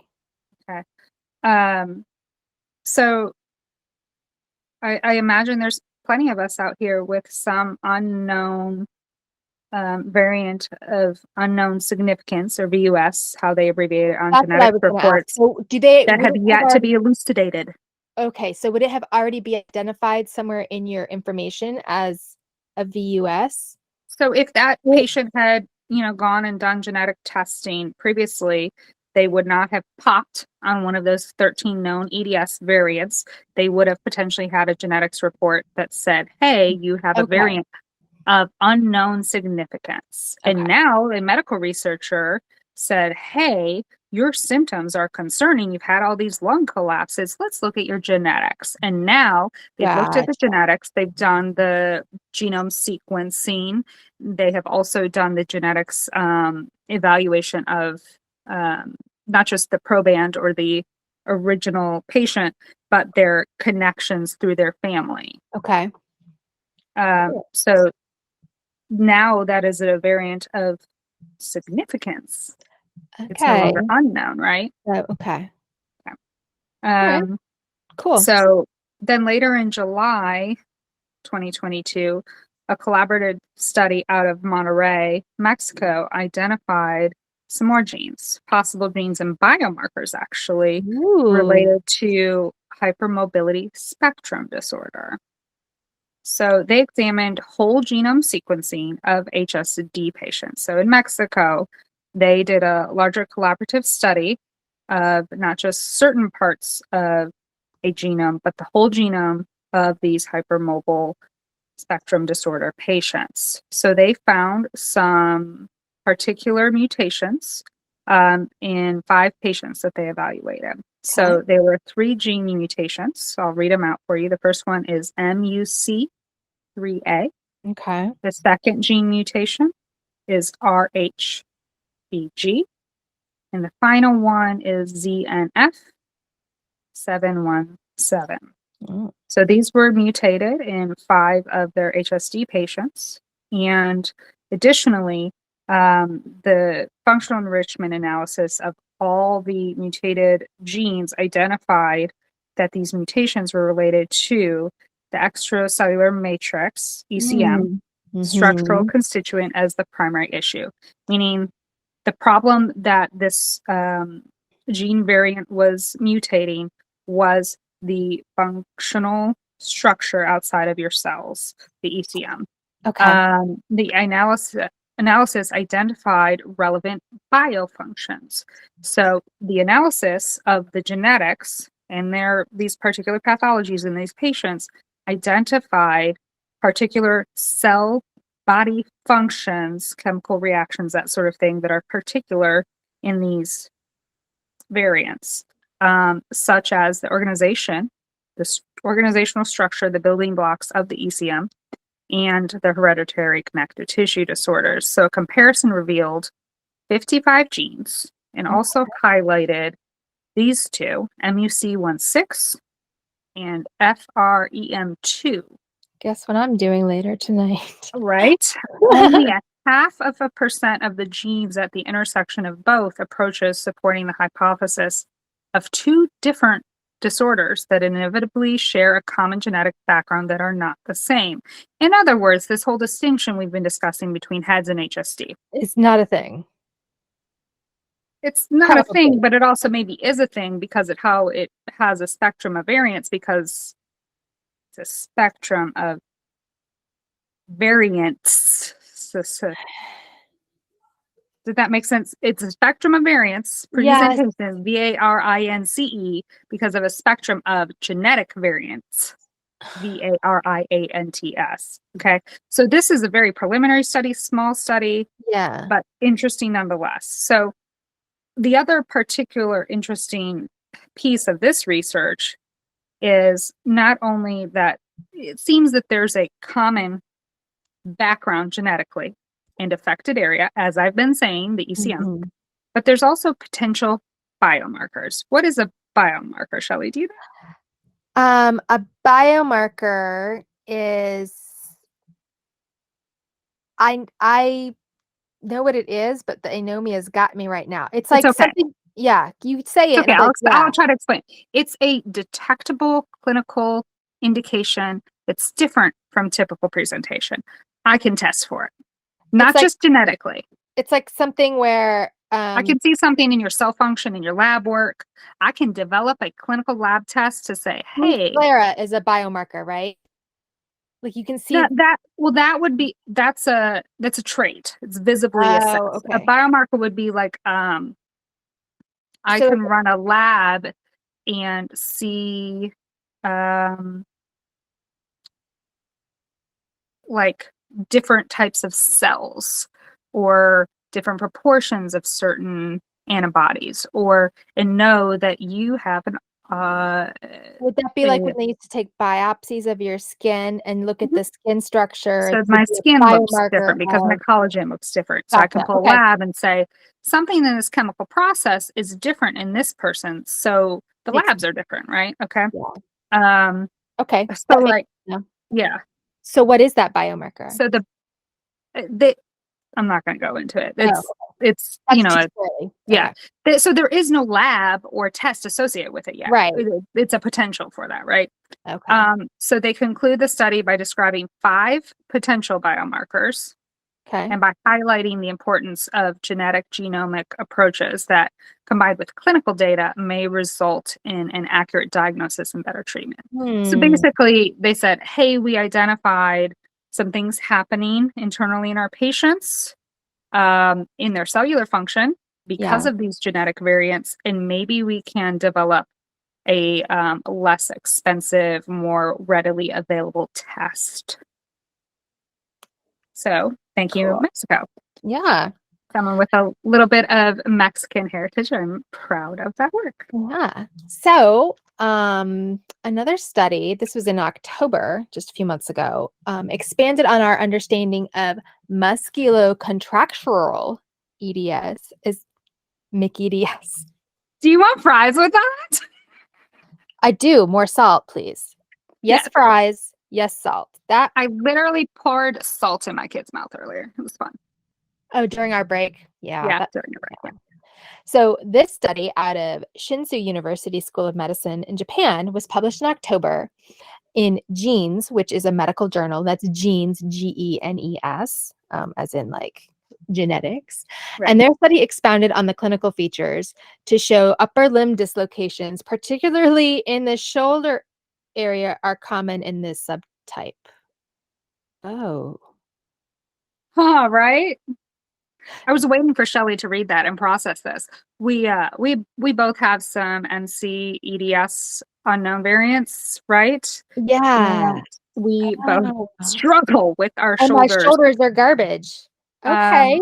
particularly young as well. Like I'm constantly popping back in my kids. My dad taught me how to put my shoulders back in childhood. And Yeah. never once were we like, well, this is a problem. It's a problem. Okay. I just now know why my mom never, there were certain things I always wanted to do. I'd be like, let's go do this. And she's always like, no. No, And I'd be like, no. why? And now, okay. So Because then, I would like to keep my parts together. yes. But like the sensory seeker in me wanted to like swing Okay. and like drag my Yep. arms. Oh, Evie was obsessed with monkey bars, climbing. We Mhm. did still try to do climbing. I Yeah. am very much a sensory seeker. I love the outdoors. I miss that stuff. I miss doing heavy athletics. We've talked about this. We are Yeah. unfortunately sensory seekers that destroy our bodies when trying to do physical activity. But Exactly. safe physical activity is essential for hypermobility health. So, Yeah. anyhow, continuing on. So we were squirreling. But in November, the Ehlers-Danlos Society announced $400,000 in funding. I think we talked about this too. Mhm. In landmark new research project, blah, blah, blah, blah, blah, blah. I'm leaving that. Anyway, they funded a project and basically it's going to try to shed some more light on the biology of hypermobile EDS and HSD using whole genome sequencing and one of Luna's favorite topics, epigenetics. Right. So basically expanding on the idea of what we were discussing in that study out of Monterrey, Mexico. Okay, we need to look at the whole genetic profile of these patients, both heads and HSD, because there's something here as a whole, right? There's a We there also, there. yeah, but we also, we talked about that biomarker, but we also need to know what's shifting in these patients in the field of epigenetics. So that's the additional aspect of the genetics research. And also back to Italy at another institution, the University of Brescia. I don't know, maybe it's Brescia. I don't speak Italian. I speak Spanish and Slovak. Anyhow, in English, poorly speaking English. Anyhow, this Italian study back in December characterized the cellular phenotype and gene expression profile further of heads and HSD with dermal fibroblasts, so particular skin cells. They demonstrated a cellular similarity in heads and HSD. So under a microscope, looking at the cells of hypermobile humans with these two apparently distinct diagnoses, there's maybe not a distinction. Anyhow, both cell types show a common cellular trait. In other words, this is the trait, a generalized disarray of the extracellular matrix. We are scatterbrained, even in our skin, even in the cells. Like I said, at the very basic level, the structural support at the cellular level is fucked. Sorry. Well, we can't edit that out. Also, the I have never myofibroblast. edited my swear words out, so. Yeah. The myofibroblast differentiation is similar. Myofibroblasts are in myofascial tissue, muscular tissue, and dysregulated gene expression. So overall, we can see their extracellular matrix is disarrayed. Their myofibroblasts are differentiated, and the gene expression is similarly dysregulated. Fantastic. So more and more evidence mounting for not just that HSD and heads should be treated clinically the same as for patient care, but also maybe there's a reason why they might be way more connected than we like to pretend. And then finally, at the end of the year, another genetic variant was identified in December in Rome, still in Italy. This time for classical-like EDS again. A new variant, AEBP1, gave further context to the role of extracellular matrix homeostasis and connective tissue development. So look at all these genes we're collecting. Yeah, that's so interesting. So in addition to all the genetic breakthroughs, there have been a lot of breakthroughs in awareness. Increasing in 2022, there's been so much more media awareness. And at first I thought it was just because I was diagnosed, but it's not that effect, right? Yeah. So It's um, I, I I hate I hate to say this, but like it's trending, and I want to say for a reason, right? yeah. So several news outlets have published articles and some celebrities have shared on their social media that they are affected with this condition. And so they're spreading awareness. And after a public struggle with endorsements, the singer Halsey shared, Endometriosis. yep, their additional diagnoses in May, which was EDS, Sjogren's syndrome, which has been on the short list for me, and I never seem to have it. I have Mhm. all the symptoms, but I don't have any. And there's a wide overlap in those two comorbidities, Yep. Sjogren's and EDS. And mast cell activation, which we talked about, and POTS, which they're all like besties. Right. Yeah. Yeah. So Halsey is obviously very pretty well known, I would assume, as a singer in pop music. Well, Billie Eilish Someone just that came you out may not 2 days ago. know. What? Billie Eilish, Billy, yeah. 2 days ago. Um, Yeah. Somebody that you may not know her name, but you probably know her work, is a comic author that won awards with Harlequin. Sorry, why can't I think? And then in July, shared an announcement on TikTok with the news from T. Franklin, the author, that in her latest comic with Marvel, she had written a disabled woman into the Spider-Verse. Very cool. So Spider does what a spider can. So she is queer, and the comic Edge of the Spider-Verse, 2022, number 4 edition, published on September 21st, 2022, features a heroine named Charlotte Charlie Weber. A love sun it. spider is her alternate ego with Ehlers-Danlos Syndrome, or EDS. So she is outwardly queer, wears rainbow, colors, uses her mobility aids and that sort of thing. Nice. And the story is very intertwined with her existence with disability and how she is perceived and facing ableism. And Oh, the pity and ableism that she faces as Charlie is contrasted with her alter ego as the heroine, the sun spider, who's, beloved and seen as, a community heroine figure. As part of Charlie's story, readers of the comics see a variety of ways in which she encounters ableism in her daily life. Now, for transparency, I don't regularly read comics. I haven't since I was very young. But I yeah. did read this one because, like I found this author, I was like, oh, this is amazing. And it seems somewhat semi-autobiographical. But this story is really deep. This is not just like a comic. It examined the barriers of a disabled EDS patient, structural social barriers, medical barriers, and then like the contrast of like her having her disabled self in contrast to her alter ego is very much like this allegory for masking our Yeah. disability. Um, it was really, it was beautifully written, and very representative. And T is also a person of color, as well as being Okay. disabled, queer, and autistic. So I really love that that representation is reaching a space where there's a lot of younger people, right? Yeah. Um, and my favorite quote from Charlie is, quote, "I wish people would see me like they see Sun Spider.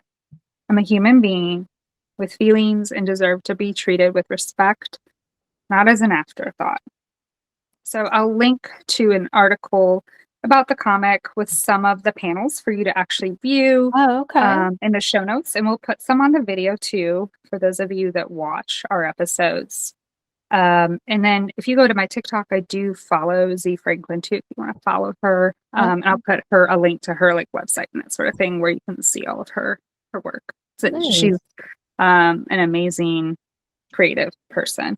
But so anyhow, so the Spider-Verse gave zebras a voice this year. You know what I mean, shush. Sorry. Y'all do know what the Spider-Verse is, right? Yes, okay. They do. Yeah. That's weird. I say they like I know. Yes, they are listening. Are you listening? Send us an email. Yeah, send us an email. It's on our website. Anyhow, so the Spider-Verse gave zebras a voice, right? Yes. Great. Yeah. So not only did comics represent EDS, so did a really major media outlet. And from what I hear, a lot of people got push notifications from CNN on this article. So an article was published in December by CNN Health, which obviously has a large readership. How many times did you get sent that article? I was going to say a bazillion people sent it to me. So I'm glad that it had such a wide reach, but I'm also glad that it had such a wide reach with such quality reporting and content. Yes. So they interviewed several patients about their head's journey, several researchers and medical providers, and really expressed the lived experience, quality of life issues, the healthcare issues, the ableism, our place in the world. And I really enjoyed the video interviews because it really did a good job of like. I didn't see the video. Maybe I only just so it's right on the article. Yeah. Oh, okay. Yeah. I just honestly, my first reaction to when I saw that was that I got mad. Oh, I got mad and I was overwhelmed and I was like, oh no, wait, let me come back to this. I just got mad because like, I wonder if my friends who sent me that read it. No. Had any context for like how they have experienced life towards me and any reflection on it is what I thought.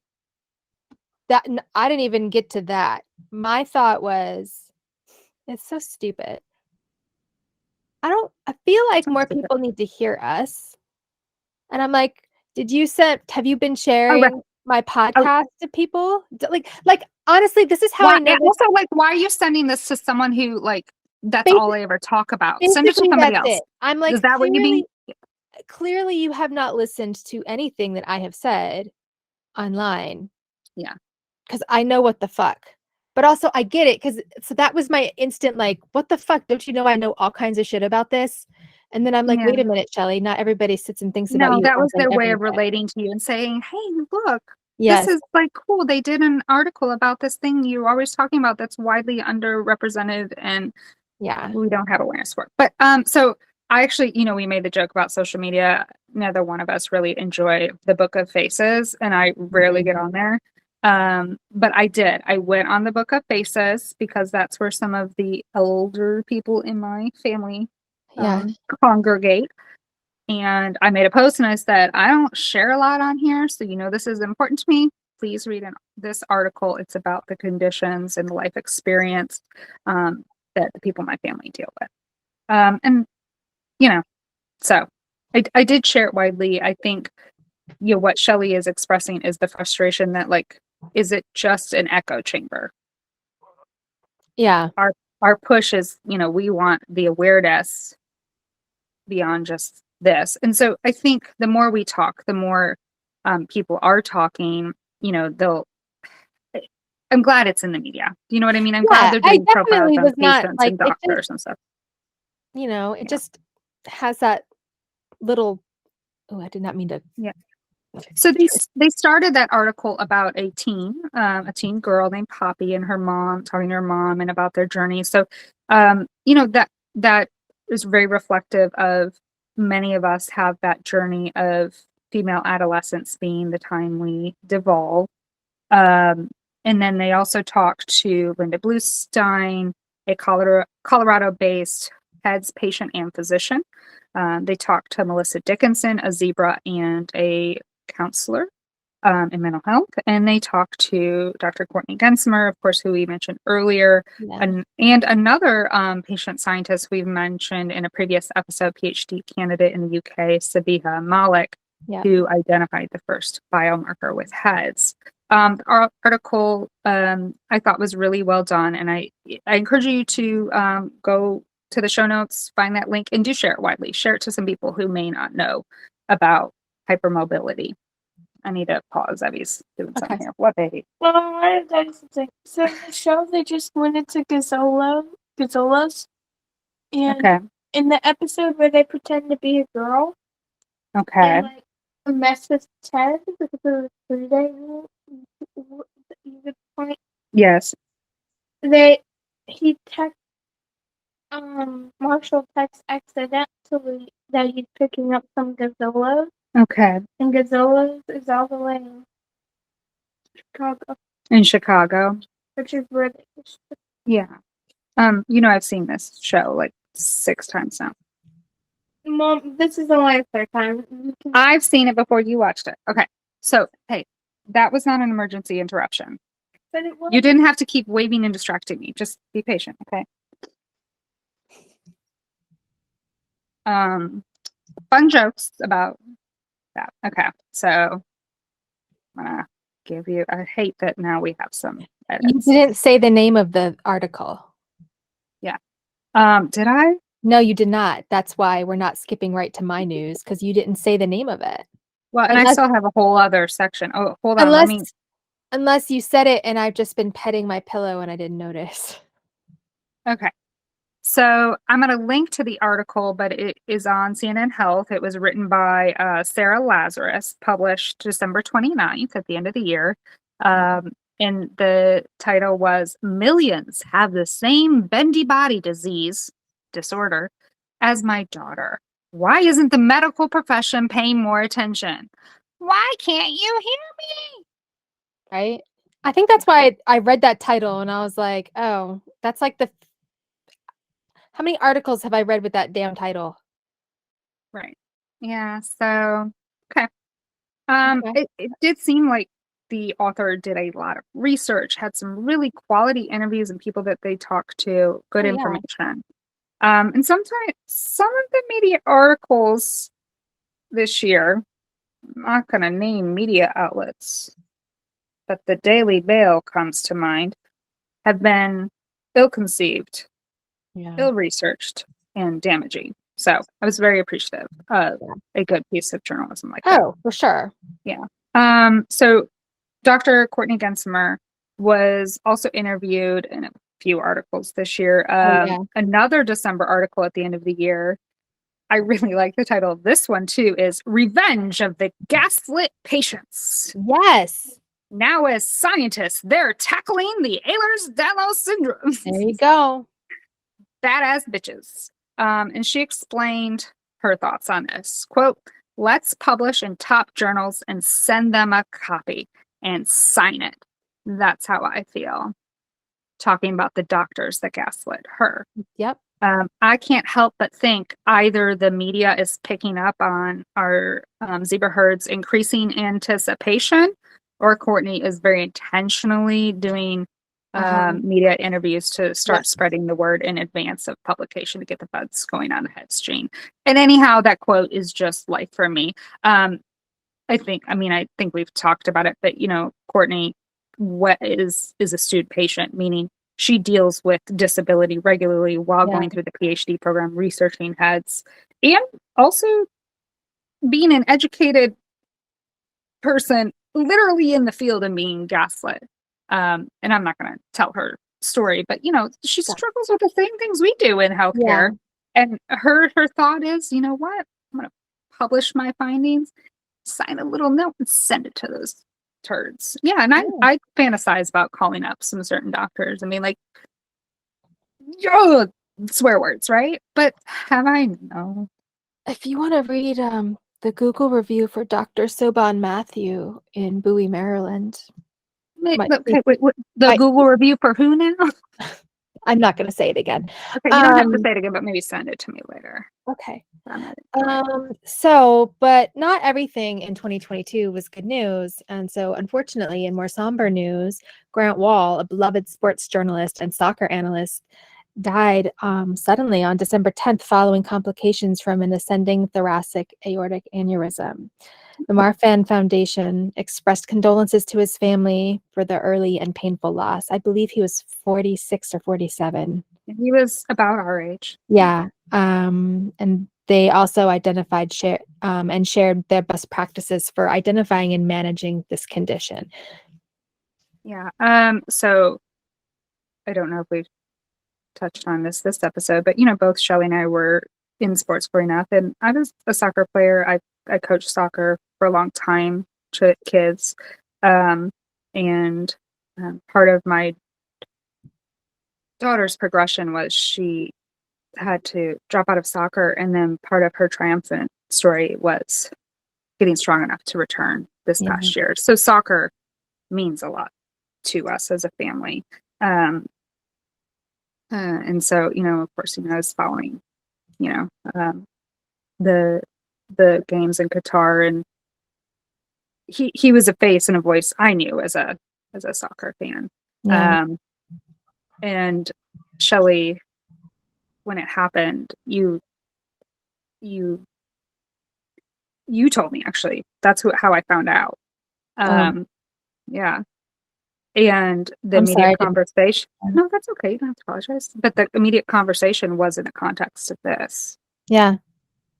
I saw that, and they were like, as soon as they said they didn't think it was foul play, I was like, I bet you it was an aneurysm. Yeah. Oh, like immediately she was like, look at it, look at him. He's one of us. That's what I guarantee you that's what it was, and you were right. And we mentioned earlier, this particular medical condition is associated with sudden death like this. So hypermobile humans with certain genetic connective tissue disorders should be aware of your risk for this condition. Grant Wall is the most recent widely known person that passed from this, and that is very recent. But you may also be familiar with John Ritter, who passed suddenly while filming his sitcom, 8 Simple Rules for Dating My Teenage Daughter. Yeah. And his son is still an actor, and looks just like him.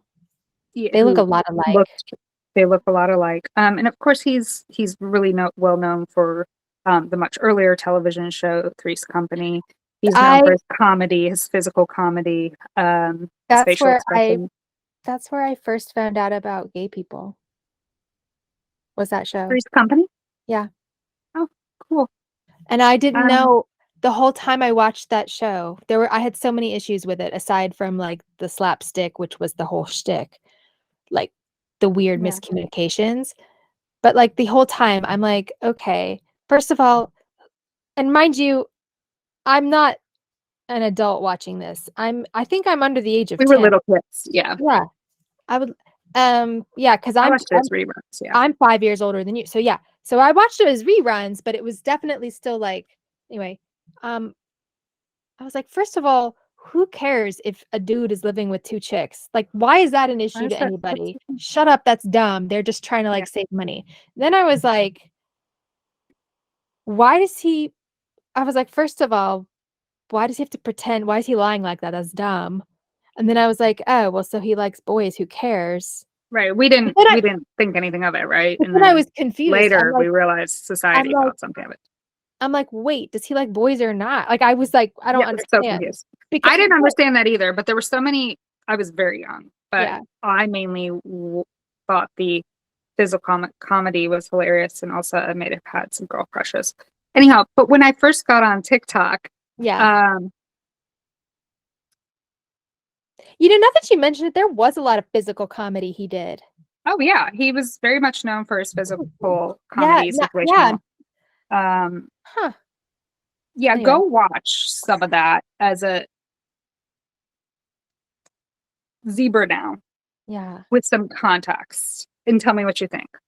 Okay, so when I first got on TikTok, and I know this sounds like I'm squirrely, but it's intentional. Okay. a certain person, John Ritter's son, Jason, kept coming up on my FYP. I was like, that's funny. That was before I knew our medical conditions. Right.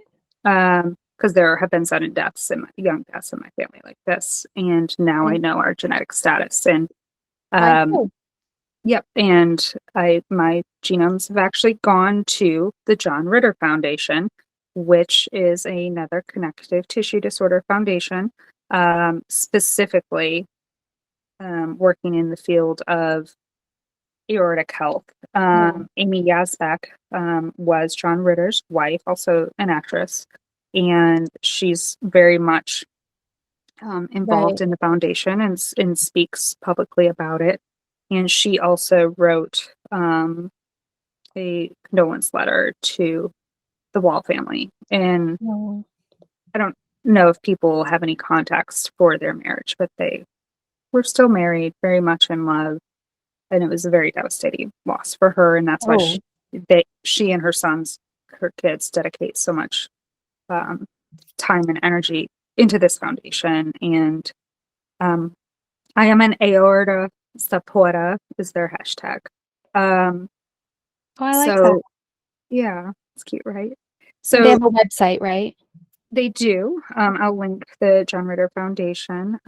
This particular concern, your aortic health, is one of the reasons diagnosis and evaluation of hypermobility to determine the exact connective tissue disorder you may have is encouraged. This is of particular personal meaning to me and my family. We carry the PRKG gene associated with this.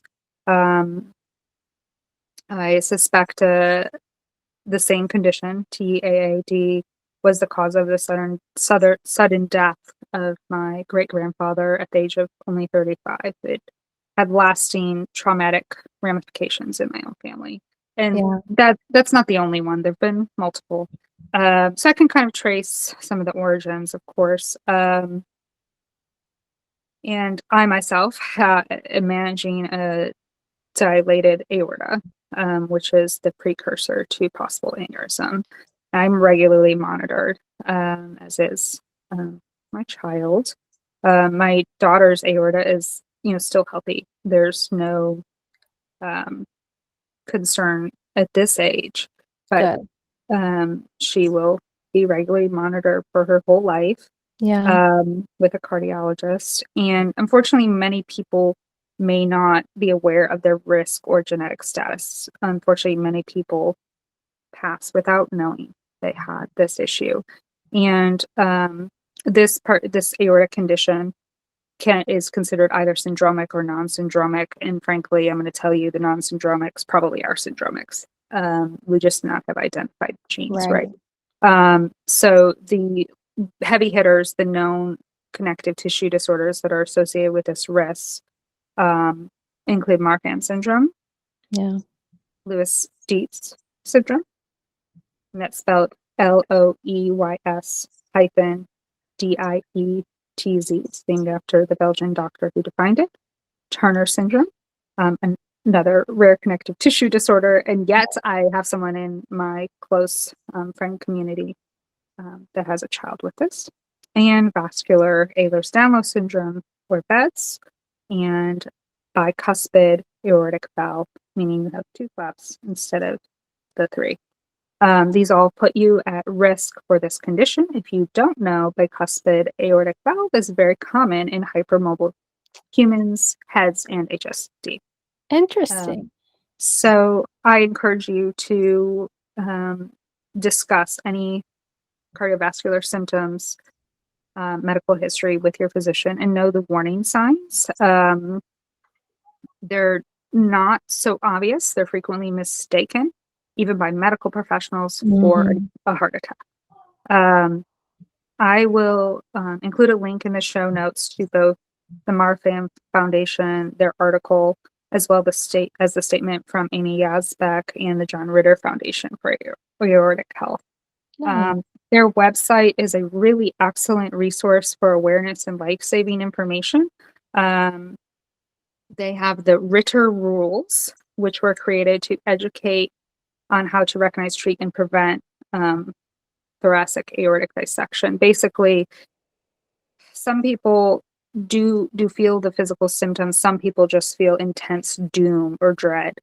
The sensation that has been described by survivors is a sudden, deep, ripping sensation with intense pain in your chest. And so they go to the hospital thinking they're having a heart attack.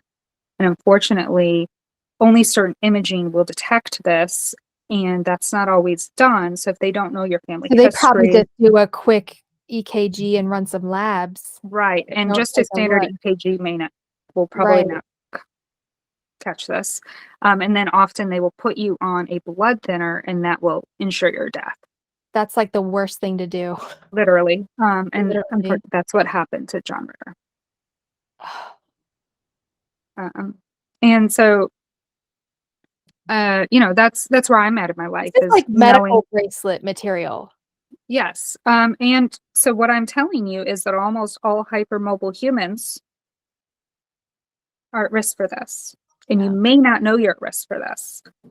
So there's particular imaging that you should discuss with your doctor, particular signs, and you should also know the signs that it's happening, not just for you, but like those people in your family that you're like related to. And if you do get diagnosed with the dilated aorta, like what I'm looking at, there's prophylactic surgeries, preventative stents that take place and that sort of thing. I'm going to talk to my friend Bruce after this because he absolutely had some type of heart repair surgery in 2022. My dad has had in Cleveland repaired, and they didn't know when it happened. Anyhow, I'll go back on that. But in Cleveland, he went to Cleveland and had the procedure done. That's where my dad was actually, I lived in Cleveland at the time. And it was the holidays, so they were visiting, and my dad thought he was having a heart attack, and he went in and he ended up in surgery at the Cleveland Clinic. So I mean, I wasn't worried. Wow. But a very renowned cardiologist was like, I've never seen this type of anatomy before. Should have been a sign. Evelyn was a baby. But anyhow, I think him having that issue and having that surgery probably potentially, hopefully saved his life later on. Because now he has stents and that sort of thing. And now I know, I have this. My kid has this. So now we know, we can watch, we know the signs. I know, like I have a plan with information is power. I have a plan with my vascular specialist and cardiologist that like, I know these signs and I know exactly where to go. And then I need to get there fast, and they need to know my history. They need to know not to give me certain things. You know what I mean? So that is something that you would have on an emergency alert bracelet. I have it in my phone. My family knows our condition. My partner knows our conditions. My child knows our conditions. And one of the medical mistreatment things I've experienced was I was having symptoms of dilated aorta, and I went to the ER, and they basically said, it's COVID, we're full, like we would have to admit you to do imaging, just go follow up with your PCP because you're fine now. And 3 weeks later, I was diagnosed with severe dilation in my aorta. And I'm at a high risk for aortic aneurysm. And basically the cardiologist said probably the only reason I haven't had one yet is because I have good cardiovascular health, so I don't have plaques. So cardiovascular health is very much a concern for all of us. Not everybody has this variant, so please don't get scared hearing us talk about our particular scary things with vascular types. But okay, that was a big squirrel, but that was an important squirrel. It was important, but let's go a little lighthearted. We've been talking about famous people. Why don't we take a little TikTok break to talk about one of my favorite newfound zebras? Are you gonna play it? Yeah, let me pull it up. So her name Jamila Jamil. and she joined TikTok, and I don't know if she just joined, but she came out and she showed some of her sexy symptoms of EDS. And so let's see if we can get it going here. Yeah, I'm gonna try to share it on the screen. She's talked about having EDS before. She has. I haven't. I wasn't aware. That's cool.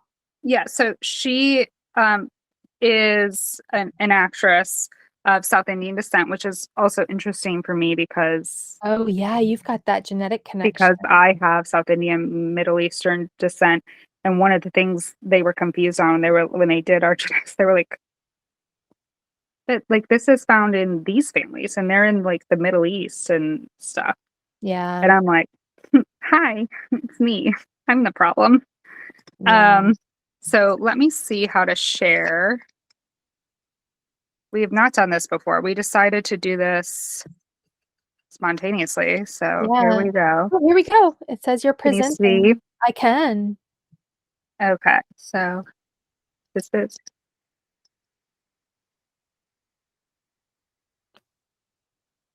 There's no audio.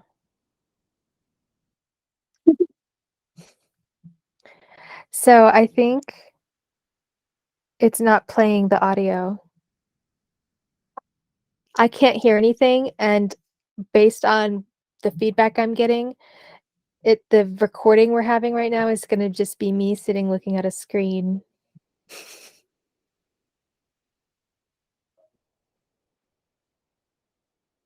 You're getting notification. Aww. I love you. I'm with you. I love you. I'm with you. Go get checked. Are you a little mushy? No. Or you're laughing because she's so much like us? No. Did I fuck it up? I don't know. No, I don't think you did, because I could see it. There was no audio on my end. And for whatever reason, like, you know how when you're talking, you see the blue dots, like you can see them on mine now. Now you can not see now. Yeah, the little bloop, bloop, bloop. But see how now when you don't talk, it's 3 dots? Yeah. So the entire time you were presenting, it was 3 dots, but on me. And I wasn't saying anything. And I couldn't get it to like pick up so even I could hear you laughing sometimes, or like I heard, but there was no TikTok audio. So whatever presented, and it could be because your phone was on mute, maybe, is my theory. But what we can do is just drop it in on Yeah. So basically, okay. It's like also, so you couldn't see, and so when I was playing it, on TikTok, like, you know how the like notifications come across, like if somebody comments. I didn't see that. I started doing this. I was like, So a notification popped up, and it was from Desenia, who was she is a follower of both Shelli and I, and she was on our very first TikTok live, and we inspired her to go get evaluated, and she is now diagnosed, and she is one of us now, and is also helpful in anyhow. So if it did record, say hi to our guest star comment. Okay, so pause that right there. Yeah. I need to close my blinds because like I don't like it when it's dark. Same. People can see me, and I don't know if they're exposed. Yep.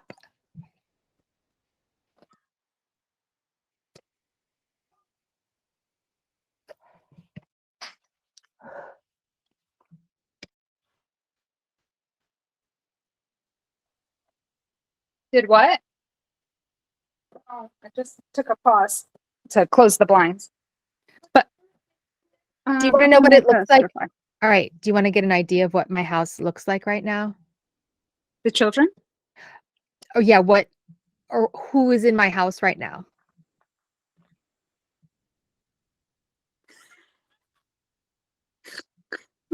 Evie, go get me my shoes.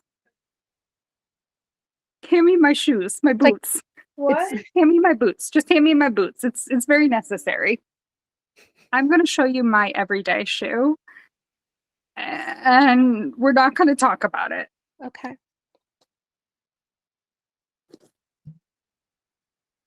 This is my everyday shoe. Yeah. Steve Madden's great ankle support. They're squishy, comfy. I can fit more orthotics. Anyhow, so about that, I love that those teenagers are invading. Yeah. I love that they are safe and happy and supported. Yeah. That's one thing we actually on New Year's Eve, we made arrangements to be a safe adult for one of Carolyn's friends Carolyn didn't go anywhere. They're not, we were like, whatever, we're just going to bed. I think she and Rob stayed up to Alec and I went to bed at like 10:30. Anyway,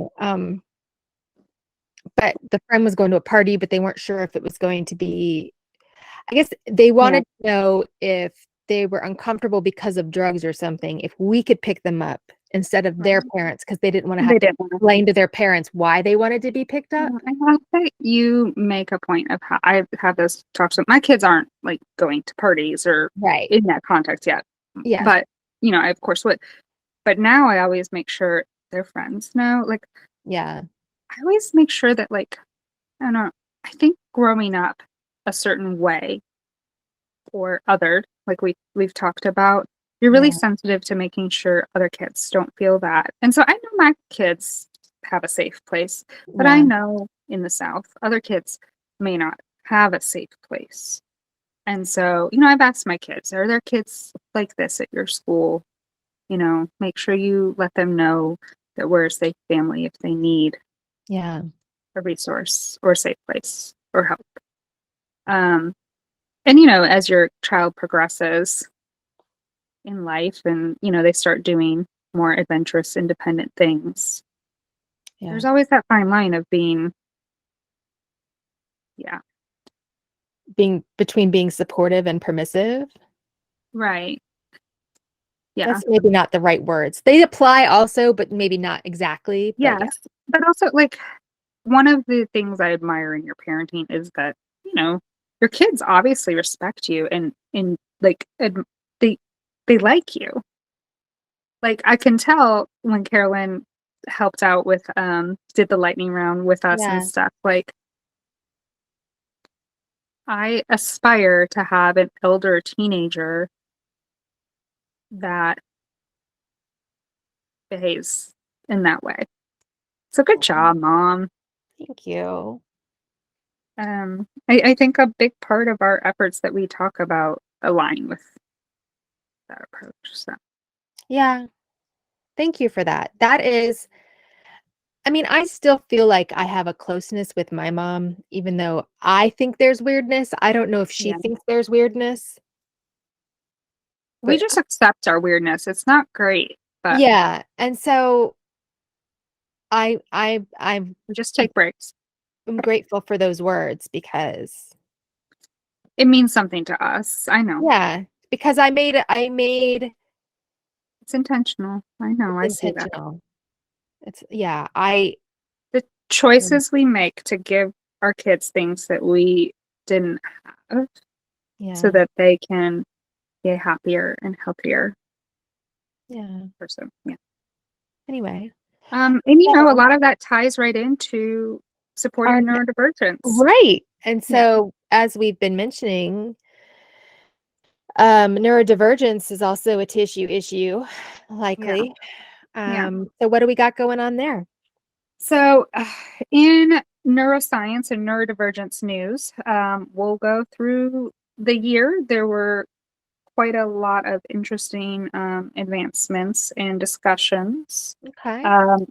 First, the interesting area of science with some advancements was in neuroscience tissue like growth. So things like assembloids and organoids, basically just like brain cells and tissues, we can now put in a culture and grow in a lab to study how they function, how they interact.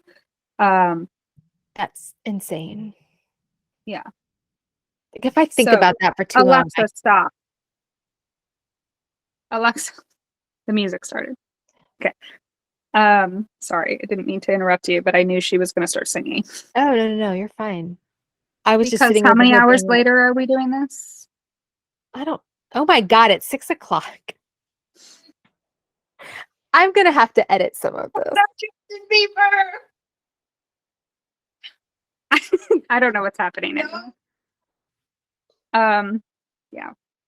I had put. It's like Justin Bieber. I'm related to Justin Bieber. Okay, stop, Evie. Huh? Oh, yeah. She say just cut that out, she says. I muted Alexa for 5 hours. Anyhow. Do it again, Mom. When I said Alexa. Okay. Okay. So I'm just trying to be helpful here. Okay. The point was not to have to do a lot of editing, but this is insane. Okay. Autism Research News did a great article actually reviewing the developments from 2022 in autism. Okay. So I'll summarize some of the information. I'm adding some other neurodivergent news and developments. Okay. But I just wanted to credit Autism Research News for the article, which I'll link, of course, and the idea for like this whole thought process, this whole episode really. And, you know, we expanded it to neurodivergence and hypermobility. So in November is when the last kind of big publication on the lab techniques were published to grow brain tissues. That's where my brain started malfunctioning, when I started really thinking about growing brain tissues and then observing how it's cool and gross all at the same time. It's hard to contextualize, right? So I'm going to try to simplify it.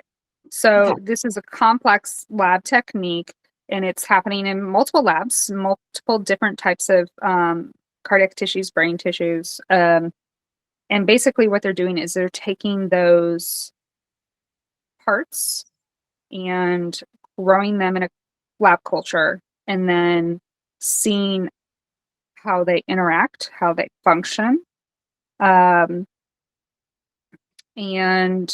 it's getting us closer to understanding the cellular function within the brain tissue of autism, and which means we are getting closer to the possibility of useful drug screens and tissue evaluations, that sort of thing, once we see how certain cell types are affected in autism spectrum disorder. And with, you know, how certain genetic variants, because now multiple genetic variants are identified with ASD and neurodevelopmental disorders. So a team announced at a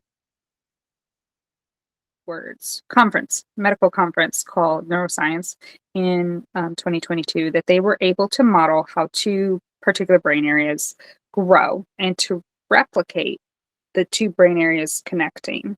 So not only did they grow this tissue type and tissue type A and B, they then were able to replicate how they function together. So they had also grown these tissues with a particular deletion known to be associated with autism. So they grew these tissues with an autism genetic variant and then watched how they interacted. Okay. It's crazy, right? But also amazing. So I understand all of this. My mind is already ahead at how people are going to be evil with it. Bingo.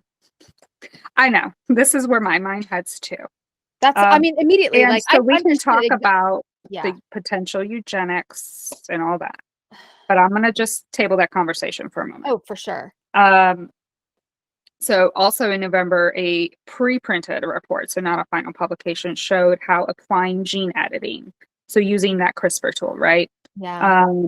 With those particular, with these, it was assembloids, to reveal which genes linked to autism can help direct development of interneurons. So the idea is we can use gene editing to affect development while it's happening in your brain. So autism is marked by inappropriate brain cell development, meaning it overgrows. The glial cells that are supposed to prune the neuron structure don't do that, or they do it inappropriately. And that's why it's so connected, because there's so Right. many. That's why it's so enmeshed and complicated and complex, rather than having these focused right. branching and more directed brain flows. Oh, wait, it almost literally mirrors our thoughts, right? Yes, it does. So, but the idea is, can we gene edit to harness that for capitalism? Sorry. Yeah. So the whole like cure for autism conversation is where we're headed, right?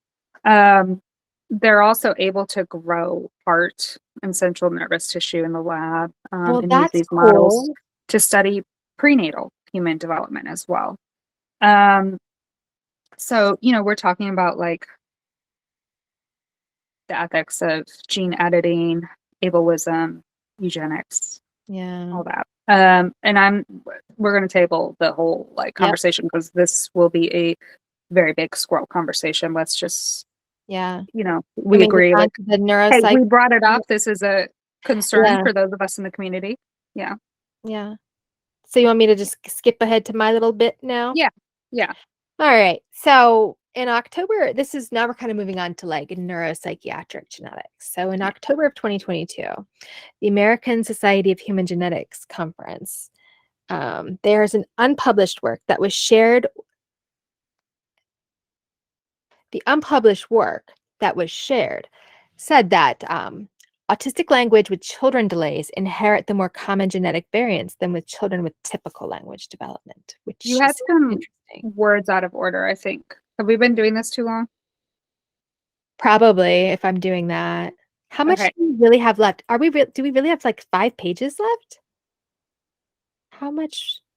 Not really. No, it's like 2. Because those are all notes after that. Oh, okay. Yeah, it's really not a lot. Oh. Shoot. I'm not done yet. I'm not. Okay. Yeah, that's telling you, hey, don't publish this. I didn't finish I wasn't going to. And now I'm lost at where I'm at. Okay. Neuroscience tissue studies. Neuropsychiatric genetics. Sorry. October. Yeah, I'm really tired. I see it. I have to pee also. I'm really tired. I getcha. I'm going to pee and stand up for a few minutes and have a snack. Okay. This is insane. I don't know what we've done to ourselves. I'm sorry. Yeah, it's okay. I'll just hold it against you for forever. I'm just kidding. That's fair. Okay. I just don't want to do it when I see you. I know. Wait, do what? This. Oh, we're gonna squirrel. Oh, you mean the podcast? Like literally do like record this. Oh. Like I want to be done. Like I want to do other things. Oh, for sure. I got you. Yeah, we can do that. Take a break. I'm just going to stretch my neck because that's what's annoying me. My shoulders and so I'm just going to mute this, and then when you see me come back, I'll be.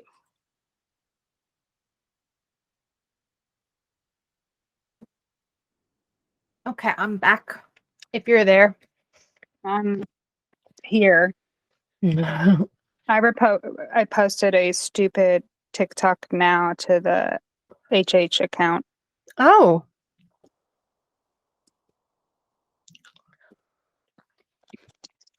I don't know. I'm just trying to use all their stupid features.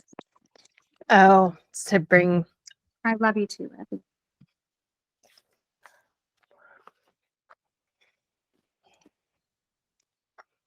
Do your kids still randomly do that?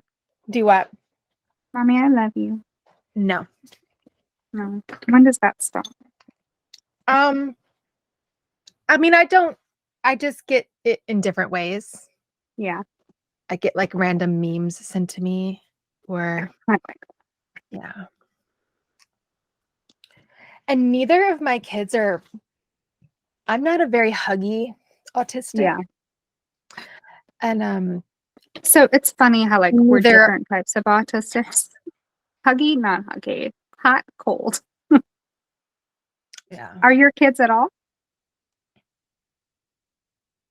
I mean, when they were babies and sick, they would snuggle, but like. Yeah.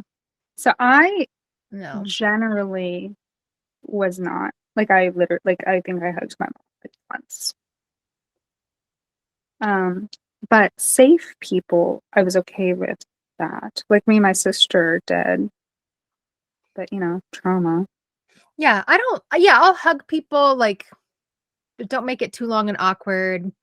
I'm not trying to like I'll see But people. now the people that I love, I will like long, awkward, close hugs. I want them so bad. I want to hug you so bad and squeeze you. So you Who? know exactly how hard I want to squeeze you. And there's like 2 people that appreciate that. 3. So that's my niece Adriana. She hugs like My that. dad. And I had to, because I'm And so Eddie. sensitive with bruising and stuff. I'm like, Yeah. you cannot hug Aunt Shelli like that. And Evie even with her body, like she hurts me sometimes. But Wow. but I can't really give strong hugs, let's be honest. But I do, but like, yeah, but it's weird. Like it's very selective. Like it's a cat, you know? Oh yeah, I'll be in That's the why I mood. asked if your kids were like, if you like, that was something that you guys, and so Evie's like that now too. Like she used to always be attached constantly. Now it's very selective. And I think also that's the like dysregulation and pain. Well, Carolyn would do headbutts when she was a Evie baby. one time knocked me out. Oh, that's not good. It was good. an accident, but yeah. All right. I'm wording in 3, 2, 1. Wording now. All right. So neuropsychiatric genetics. In October of 2022, at the American Society of Human Genetics conference, an unpublished work was shared that autistic children with language delays inherit the more common genetic variants than children with the typical language development. The variants associated with autism appear to work additively, but on different traits, and in some cases, increasing the likelihood of ASD, which is autism spectrum disorder. Of note, the accumulated effects of common variants can equal that of a rare variant. Okay. And then they also were looking into the sex bias that exists. Several studies looked into that, and a June study from 2022 credits autism sex bias primarily with the diagnostic criteria, methods, and biases, which, yeah, I mean, having just been evaluated we know myself, that. well, yeah. But does the medical neuropsychiatric community know that?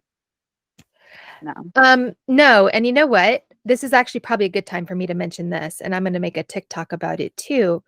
But one of the questions that the neuropsych asked us yesterday was if we felt that Carolyn made appropriate eye contact and how. Like, that's still a question. Why are you asking me? Okay. And I was like, I said, well, here's the thing. She's an older brother who was diagnosed autistic when she was 2. Her whole life has been in a neurodivergent friendly household. Okay. I don't like to look people in the eyes. So I'm not going to be, unless she was freaking me out by staring at me, I'm not noticing that shit. Okay. Like right. that's so the answer to that question is, I don't know. You tell me. Well, right. So then I was like, you probably noticed that this time we're doing this chat, I'm knitting and I'm looking like over here and over there. And then I'll glance at you like I'm supposed to. Oh, but am I looking at you or am I looking right here? Oh, I am not looking in your eyes. I realized I don't know people's eye colors. Like, they're really pretty. I don't know my best friend's eye colors. I know my children, the people that I can manage to make some safe eye contact with, not prolonged, but like my best friends, people I talk to all the time. Do you know why? Because I'm not. I trick them. They think I'm looking in their eyes. Am I looking in their eyes? No. Did I really trick them? Probably not. That's how I noticed. I thought everybody did the eye contact thing weird. Because have you ever watched people on TV shows and they'll like zoom in on the person talking to them and they're doing this. Like you can see them going back and forth, looking this eye, that eye, this eye, that eye. I thought that's how you were supposed to look. Do you know, is this just something me hyper pattern noticing? Do you know what I'm talking about? So, okay. No, I do. But Okay. I also, because I was investigating, there is a particular eye pattern that indicates love and connection. And it's a triangular pattern. You go from mouth to eye to mouth. Interesting. In a triangle. So it is that alternate. So yes, I'm familiar with the pattern. I also think actors overdo it. Probably consciously overdo it, but a lot of them overdo communication type things. And a lot of times, what we perceive as eye contact is they're looking at a camera because they're not looking at the person. Did you hear my hot take in the background? No. Hot take, it's because they're autistic and they don't know it. Oh, maybe everybody in the entertainment, not everybody. I don't know. There's a lot of the drama. I would say, we've made privately a lot of guesses about what entertainers are, and I have some pretty strong thoughts about a lot of them. I would say a lot of quote creative people and people who fixate on human expression and behavior have reasons. Yeah, that's fair. All right, we're squirreling. Yeah, squirreled. Okay, so we kind of squirreled earlier and we paused. We said there's some problematic ramifications we see potentially happening down the line in these particular research paths, right? Yeah. But there's been and there is some interesting research on treatment and management for autism and neurodivergence, such as ADHD and other types of things. And again, particularly, we're talking about patient doctors, right? A particular news article from November that caught my eye is an article profiling Jim Tillett, who's a Virginia Tech doctoral student. Okay. He is using his own experiences and therapeutic conversations with autistic people and their loved ones to challenge ableist narratives, researching marriage and family therapy. So he is also a patient researcher. We've mentioned several today with ADHD, ASD, autism spectrum disorder, and HEDS. So he is a hypermobile human, ADHD, just like Shelli and I. So Tillett is a doctoral student that is studying marriage and family therapy in the Virginia Tech College of Liberal Arts and Human Sciences. And he said he plans to depathologize how autistic individuals participate in their relationships in the context of therapy. And like we've talked about earlier, what was that study about HEDS patients, about relational issues and interpersonal issues? Gee, I wonder the overlap. So this is a student scientist that is like us. Yep. That is saying, hey, what do we need in our community? And do you know what we need? We need appropriate support for marriage and family. So he is in the realm, an autistic man, I might add, in the realm of marriage and family therapy. How bold is that? Yeah. Two, I don't know if you know this, but PhD programs also require you to teach or, contribute, like you're working in some way. Yeah. Right? So he's also teaching. And in that article, he talks about managing his disability. And it's like this. I'm going to have to read that. How ironic is it that I'm even though I'm a Virginia disability. Cavalier and not a Virginia Tech Hokie. That's fine. Yeah, it's fine. You can support it because I never bought into that whole like. Zebra. I thought it was weird. So anyhow, I haven't seen this particular person in the news, but I would say this particular line of study is just as important as finding the HEDS gene. Or that actually inspires me to send an email I've been meaning to send to Prometheus, or maybe not to Prometheus, but to somebody, because like the genetic thing on the autism markers, which I have quite a few, it comes back as bad and not good. So they have good, bad, because or they're not labeled bad. pathogenic. Because right. Yeah. So that type of language is, and that's so for us, it's hard for us to contextualize and be like, what do you mean by that, right? Like, so let's recontextualize how we think about autism. That's why Shelli and I kind of didn't like that uncomfortable research study we were talking about earlier about the gene editing. right. And like, is this going to take us down? Like, let's just, Yeah. get There's rid of lots the things in the autistic world. people. Just because you can doesn't mean you should. Right. And so I was thinking, like, I have often thought about, like, how great would it be to have gene editing to fix my janky hip, right? And then I was like, what's the difference? I would love to have gene editing to fix my physical disability, but my neurodevelopmental disorder, I'm attached to. And it's because it's who I am as a person. Yeah, that's why I like say I'm an autistic person, not I'm a person with. Yes. Because there's no extracting it. You can't.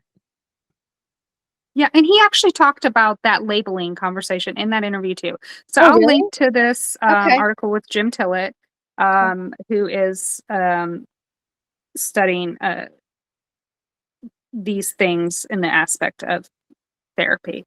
Nice. But so the final quote I want to say is what he wants to take out of his education and research. He wants to take what he learns and then turn that into ways to educate those involved in autism care, ultimately hoping to change how non-autistic individuals' attitudes towards their autistic loved ones affect their relationships.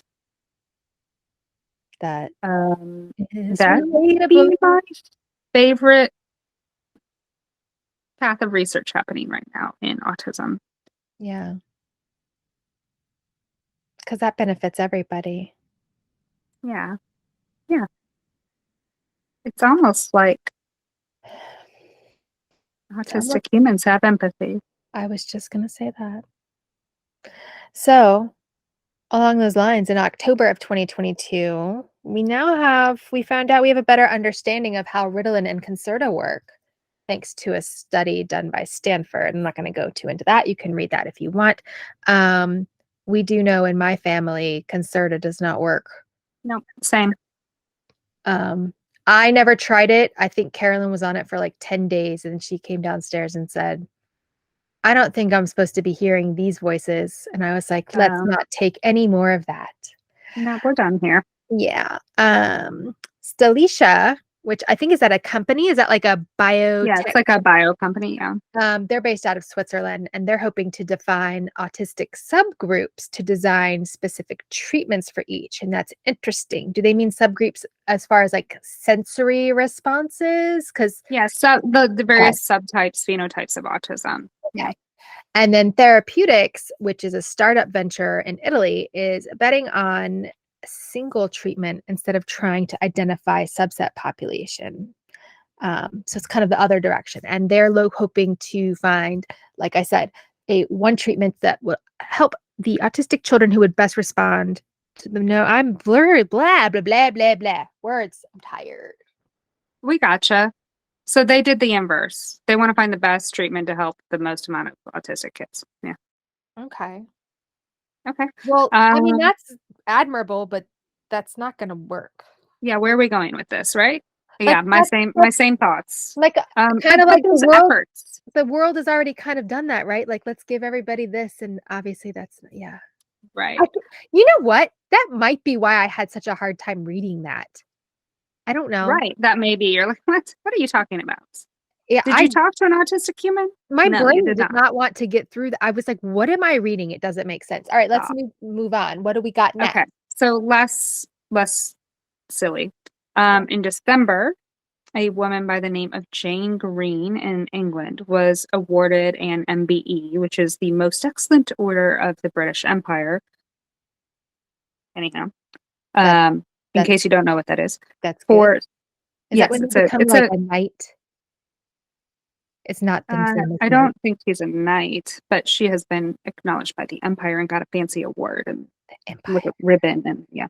But so she was acknowledged for her services and work to neurodivergent hypermobile people in the UK. Her work with the SEDS connective, which is symptomatic EDS connective, improves and actively supports the lives of people with symptomatic hypermobility and EDS and hypermobility spectrum disorder and neurodivergence, primarily autism, ADHD, dyspraxia, and Tourette syndrome, as well as the associated conditions by supporting their families and carers in health, education, social care, employment, and transport accessibility. That I mean, like, I do we have anything like that in the States? I don't believe we do. So No. I was just really impressed by that. That's an interesting article if you want to go read about Jane. So we kind of touched on, this. There's a lot of careful discussion about approaches we're taking in not only autism and neurodivergence research, but also in how we discuss ourselves. So, like labels. Yeah. So there's been ongoing discussion within the medical and patient community that's really continued at the end of last year, actually, end of 2021. The label, quote, profound autism was defined after being recommended by the committee organized with the Lancet at the end of the year. So the label of profound autism and level distinctions have sparked a conversation that, has obviously held the attention of advocacy groups and research communities throughout the year and will, I'm sure, in fact, continue. And it's an important conversation, and I'm not going to squirrel us and derail us now. Yeah. I mean, But the it's Autism important that we're inclusive. Foundation did give $35,000 to Yeah. in a new grant to continue that work. Mm-hmm. Yeah. So I think it's really important that we do speak for those of us in our community that don't have a voice or an ability to have a voice like maybe we do. Right. Even though we struggle too, there's some people that can't get past that struggle, right? Right. And there's some people that have comorbid intellectual disability. Right. And, there are, of course, different experiences. There's different genetic variants. And different levels of support and community and context that people experience growing up, of course. So I'm interested to see how that develops. Me personally, this is my only thought I'm going to say on it for now because I don't want to squirrel us too far.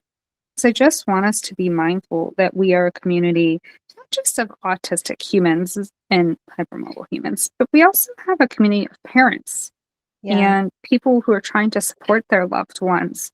And the world does not always show us kindness. I would like to remind us that it's really important that we show kindness to each other. Yeah. That's my thought on that. So intersectionality and appropriate advocacy have become a really important part of the conversation for autistic people and, the neurodivergent community. And those of us that do speak despite our disabilities, like Shelli and I, we realize that we have a responsibility with it. And I'm not going to tolerate like inflammatory conversations and that sort of thing, but I think it's important that we should discuss how our voices are heard and how we should represent, the community inclusively. How funding is used, and those of us that, the perspective is they're the most affected in certain ways or whatever. Right. Like, what are the efforts to support, all of us, but also the particularly devastating disabilities. There's some that are associated with, like we talked about, early death and that sort of thing. Yeah. So, I think another thing that the big elephant in the room yes, is our voices are important, and I don't think people quite realize how many people are lost to suicide. People yeah. people like We, me. People people like I me. don't think realize the statistics. Right, and so there's this yes, and so that is why I use my voice. Yes, people look at me and say, "Oh, you don't look autistic. You don't seem autistic. Oh, I'm so sorry." Like things like that. And it was life-saving information for me. Yes, for us, I'm it gonna was. life-saving information. And I don't I that's wish like I'd my had it life. earlier. Yeah. Yeah. I 44 years of not f of knowing that I'm different, not knowing how or why, but also being told that it's my fault that I'm different. It just yeah. And so that's why I'm still talking. No, I don't I mean, I think I needed a lot more help than I realized I did now, supports, whatever, what have you. I think if we step back and give everybody the space they need and time, reduce the demands on people, you'd be amazed at what they could accomplish, Yeah. you know? Like, Um, the whole reason why I even quit working is because all I wanted was, instead of working 40 hours, was to work either 24 or 32. That's it. seems reasonable. I didn't even ask them to reduce the amount of work they expected from me. Just the number of hours I had to show my fucking face. Right. And they To couldn't even do be that. perceived in the Yeah. office culture or whatever. Yeah. And so that is what is not seen. That is what is people want to talk about productivity in the workplace and shit.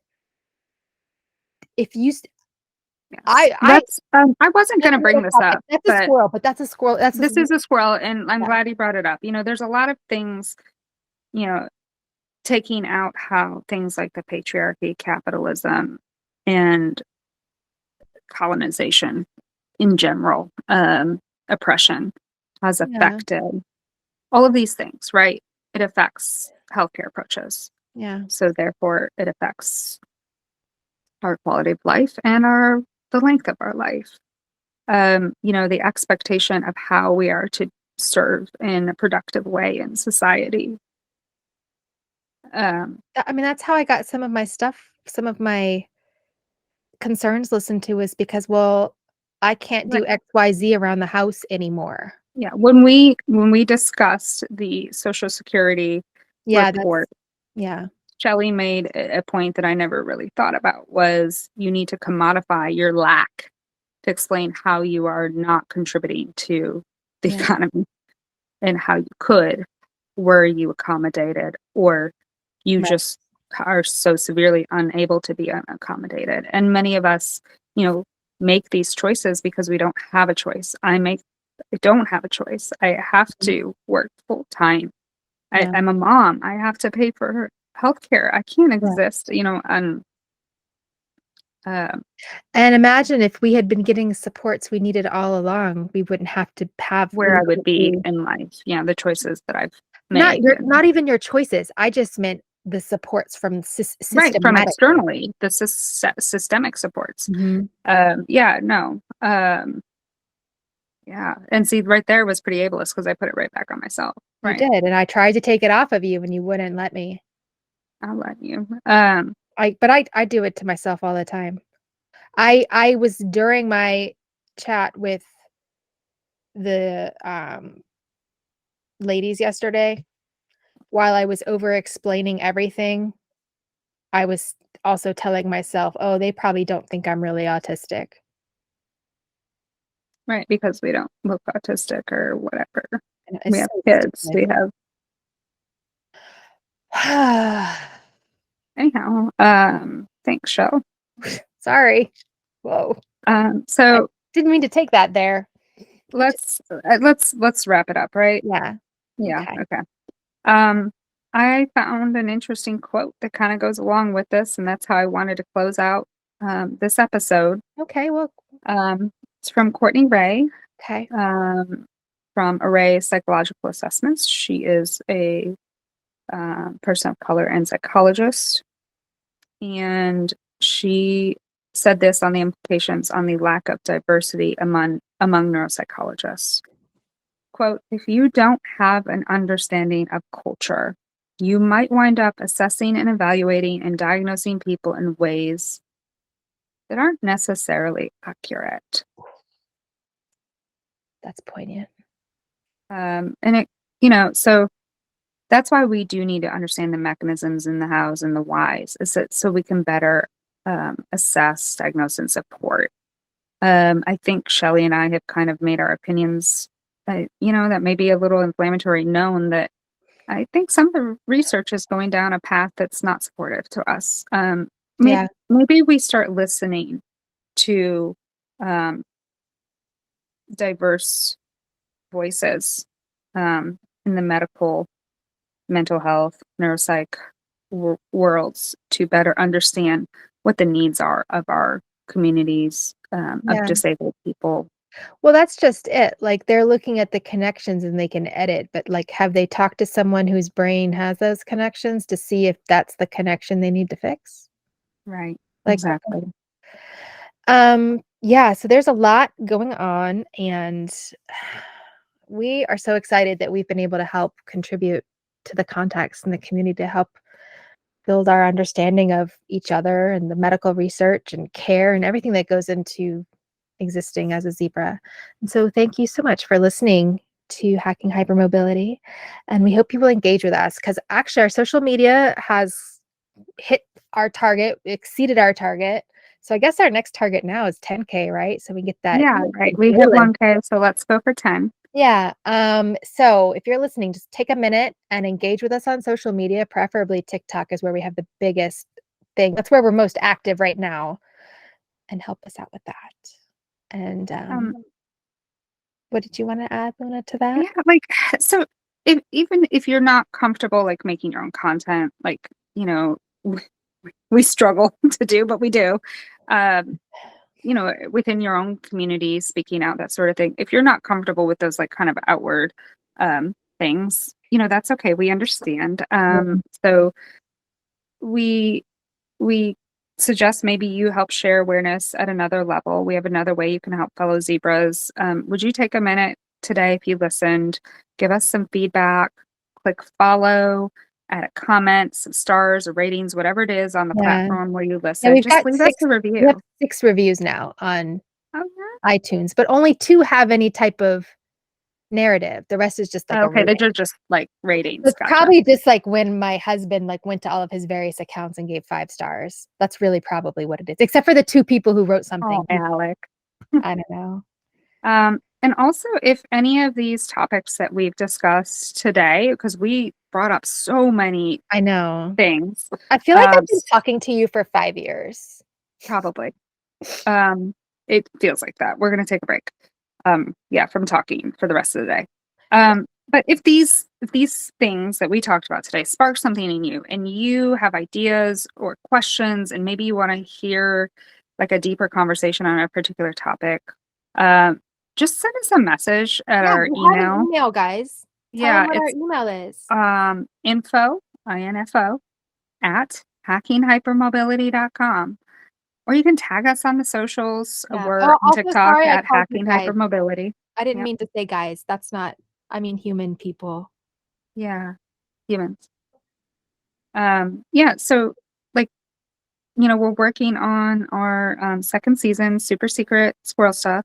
But we also, would appreciate your feedback. Where do you want the conversation to go? What's important to y'all? Let us know. Yep. So thanks again for listening, and wishing you and 2023 to be full of happiness and healthy hypermobility. Have a great day, zebras. Bye. This is the end of the podcast. Not everything.